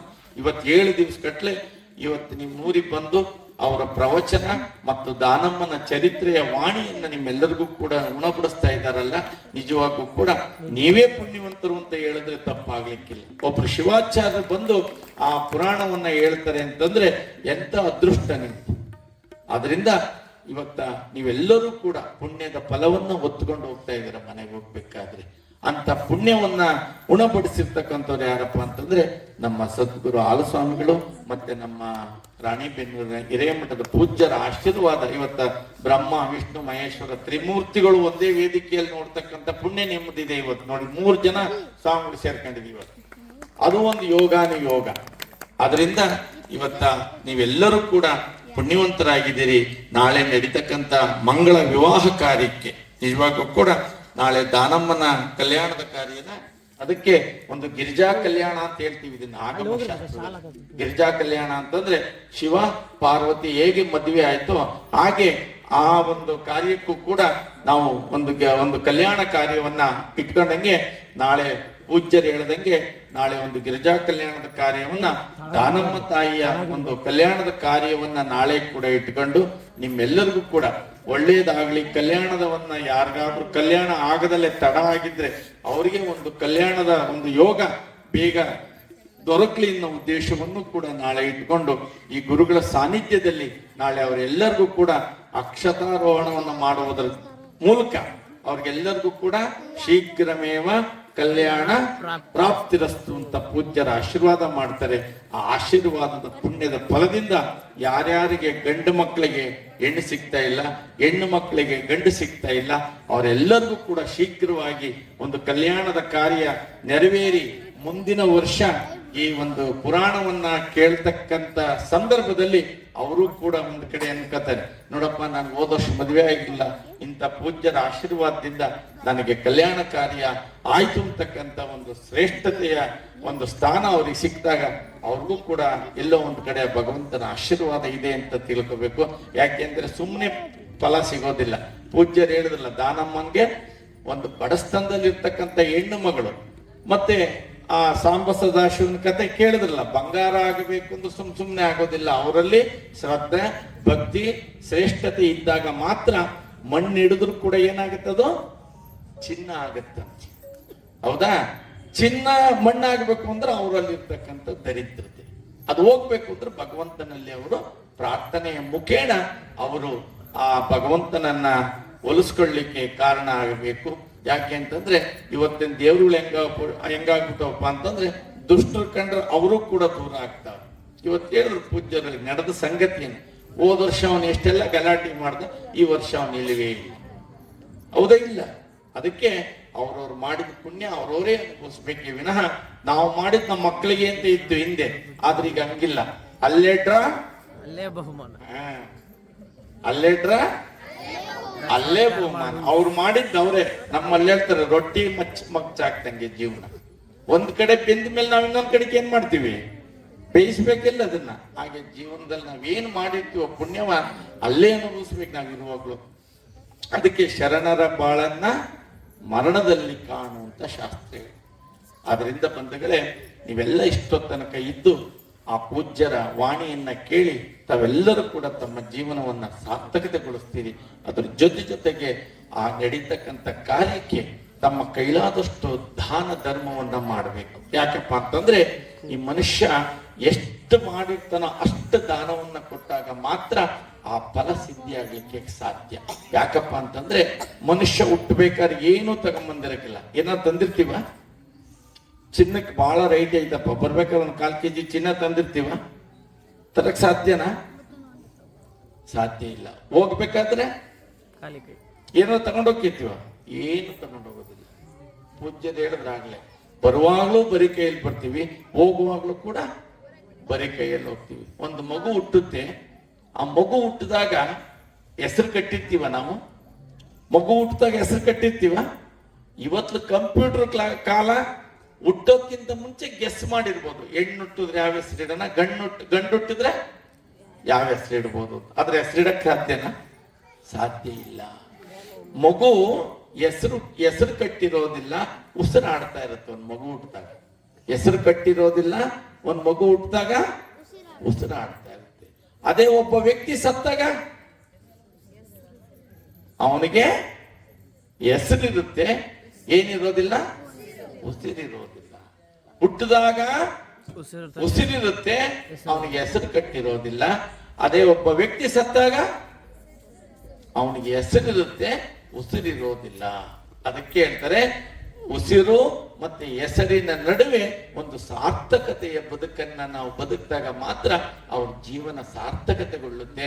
ಅದರಿಂದ ನೀವು ಏನು ಉಸಿರು ನಿಂತರೂ ಕೂಡ ಆ ಹೆಸರು ಅಜರಾಮರವಾಗಿರ್ಬೇಕು ಅಂತಂದ್ರೆ ಅವರ ಬದುಕು ಬಂಗಾರವಾಗಿರ್ಬೇಕು, ಅವರ ಬದುಕು ಸಾರ್ಥಕತೆಗೊಳ್ಳಿರ್ಬೇಕು. ಅವರ ಬದುಕು ಏನಾದ್ರೂ ಒಂದು ಸಹಕಾರ, ಸಹಾಯ, ದಾನ, ಧರ್ಮ ಮಾಡುವುದರ ಮೂಲಕ ಅವ್ರ ಜೀವನವನ್ನ ಒಂದು ಪಾವನ ಮಾಡ್ಕೋಬೇಕಾಗಿರೋದ್ರಿಂದ ಮನುಷ್ಯ ಏನು ತಗೊಂಡೋಗೋದಿಲ್ಲ, ಎಲ್ಲವನ್ನೂ ಬಿಟ್ಟು ಹೋಗ್ತೀವಿ. ಅದರಿಂದ ನಾವಿರೋವರೆಗೂ ಏನಾದ್ರೂ ಒಂದು ನಡೀತಕ್ಕಂಥ ಒಂದು ಒಳ್ಳೆ ಕಾರ್ಯಕ್ಕೆ, ನಡೀತಕ್ಕಂಥ ಒಂದು ಶುಭ ಕಾರ್ಯಕ್ಕೆ ನಮ್ಮ ಕೈಲಾದಷ್ಟು ಮಟ್ಟಿಗೆ ನಾವು ಸಹಕಾರವನ್ನ ಕೊಟ್ಟಾಗ ಮಾತ್ರ ಅದು ಸಾರ್ಥಕತೆಗೊಳ್ಳುತ್ತೆ. ಅಂತ ಒಂದು ಸಾರ್ಥಕತೆ ಕೆಲಸವನ್ನ ಇವತ್ತ ಸದ್ಗುರು ಹಾಲಸ್ವಾಮಿಗಳು ಈ ಊರಿನಲ್ಲಿ ಮಾಡ್ತಾ ಇದ್ದಾರೆ. ಅದಕ್ಕೆ ತಮ್ಮದೇ ಆಗಿರ್ತಕ್ಕಂಥ ಒಂದು ಸೇವೆ ಅತ್ಯವಶ್ಯವಾಗಿ ಬೇಕಾಗಿರೋದ್ರಿಂದ ತಮ್ಮಲ್ಲಿ ಆದಷ್ಟು ಮಟ್ಟಿಗೆ ತನ್ನ ಮನ ಧನ ಸಹಕಾರದೊಂದಿಗೆ ಈ ಕಾರ್ಯವನ್ನು ಯಶಸ್ವಿಗೊಳಿಸಿ ನಿಮ್ಮೆಲ್ಲರ ಜೀವನ ಸಾರ್ಥಕತೆಗೊಳ್ಳುತ್ತೆ ಅಂತ ತಿಳಿಸ್ತಾ, ಎಲ್ಲ ವಿದ್ಯಾರ್ಥಿಗಳಿಗೆ ಪರೀಕ್ಷಾ ಸಮಯ ಇದು. ಆದ್ರಿಂದ ವಿದ್ಯಾರ್ಥಿಗಳಿಗೆ ಹೆಚ್ಚು ಜ್ಞಾನಾರ್ಜನೆಯ ಅವಶ್ಯಕತೆ ಇದೆ. ಆದ್ರಿಂದ ಮಕ್ಕಳ ಜ್ಞಾನಾರ್ಜನೆ ಅಭಿವೃದ್ಧಿಗೋಸ್ಕರ ಆ ತಾಯಿಯನ್ನ, ಆ ಭಗವಂತನನ್ನ ಪ್ರಾರ್ಥನೆ ಮಾಡಿ ನಿಮ್ಮ ಮಕ್ಕಳ ಭವಿಷ್ಯ ಉಜ್ವಲವಾಗಿ ಬೆಳೀಲಿ, ಪರೀಕ್ಷೆಯಲ್ಲಿ ಒಳ್ಳೆ ಫಲಿತಾಂಶ ಬರಲಿ, ಆ ಮಕ್ಕಳ ಭವಿಷ್ಯ ಪ್ರಜ್ವಲವಾಗಿ ಉಜ್ವಲವಾಗಿ ಬೆಳೆದು ಅವರ ಶಕ್ತಾನುಸಾರ ಒಂದು ಉನ್ನತವಾಗಿರ್ತಕ್ಕಂಥ ಹುದ್ದೆಗೆ ಅವರು ಅಲಂಕರಿಸಲಿ. ನಿಮ್ಮ ವಂಶದ ಕೀರ್ತಿಯನ್ನು ಬೆಳೆಸ್ತಕ್ಕಂಥ ಶಕ್ತಿ ಆ ಭಗವಂತ ಮಕ್ಕಳಿಗೆ ಕೊಡ್ಲಿ ಅಂತ ಈ ಸಂದರ್ಭದಲ್ಲಿ ಪ್ರಾರ್ಥಿಸುತ್ತಾ, ಮತ್ತೊಮ್ಮೆ ಉಭಯ ಪೂಜ್ಯರುಗಳಿಗೆ ಅಭಿನಂದನೆಯನ್ನ ಸಲ್ಲಿಸುತ್ತಾ, ಆಗಮಿಸಿರ್ತಕ್ಕಂಥ ನಿಮ್ಮೆಲ್ಲರಿಗೂ ಕೂಡ ಮತ್ತೆ ತಮ್ಮ ಸೇವೆಯನ್ನ ಅತ್ಯಮೂಲ್ಯವಾಗಿ ನೀಡಿರ್ತಕ್ಕಂಥ ತಬಲಾ ಮತ್ತು ಹಾರ್ಮೋನಿಯಂ ವಾದಕರಿಗೆ ಮತ್ತು ಸೇವೆಗೆ ತಮ್ಮ ಜೀವನವನ್ನು ಮುಡುಪಾಗಿಟ್ಟಿರ್ತಕ್ಕಂಥ ನಮ್ಮ ಸದ್ಗುರು ಹಾಲಸ್ವಾಮಿಗಳವರ ಸುಪುತ್ರರಿಗೆ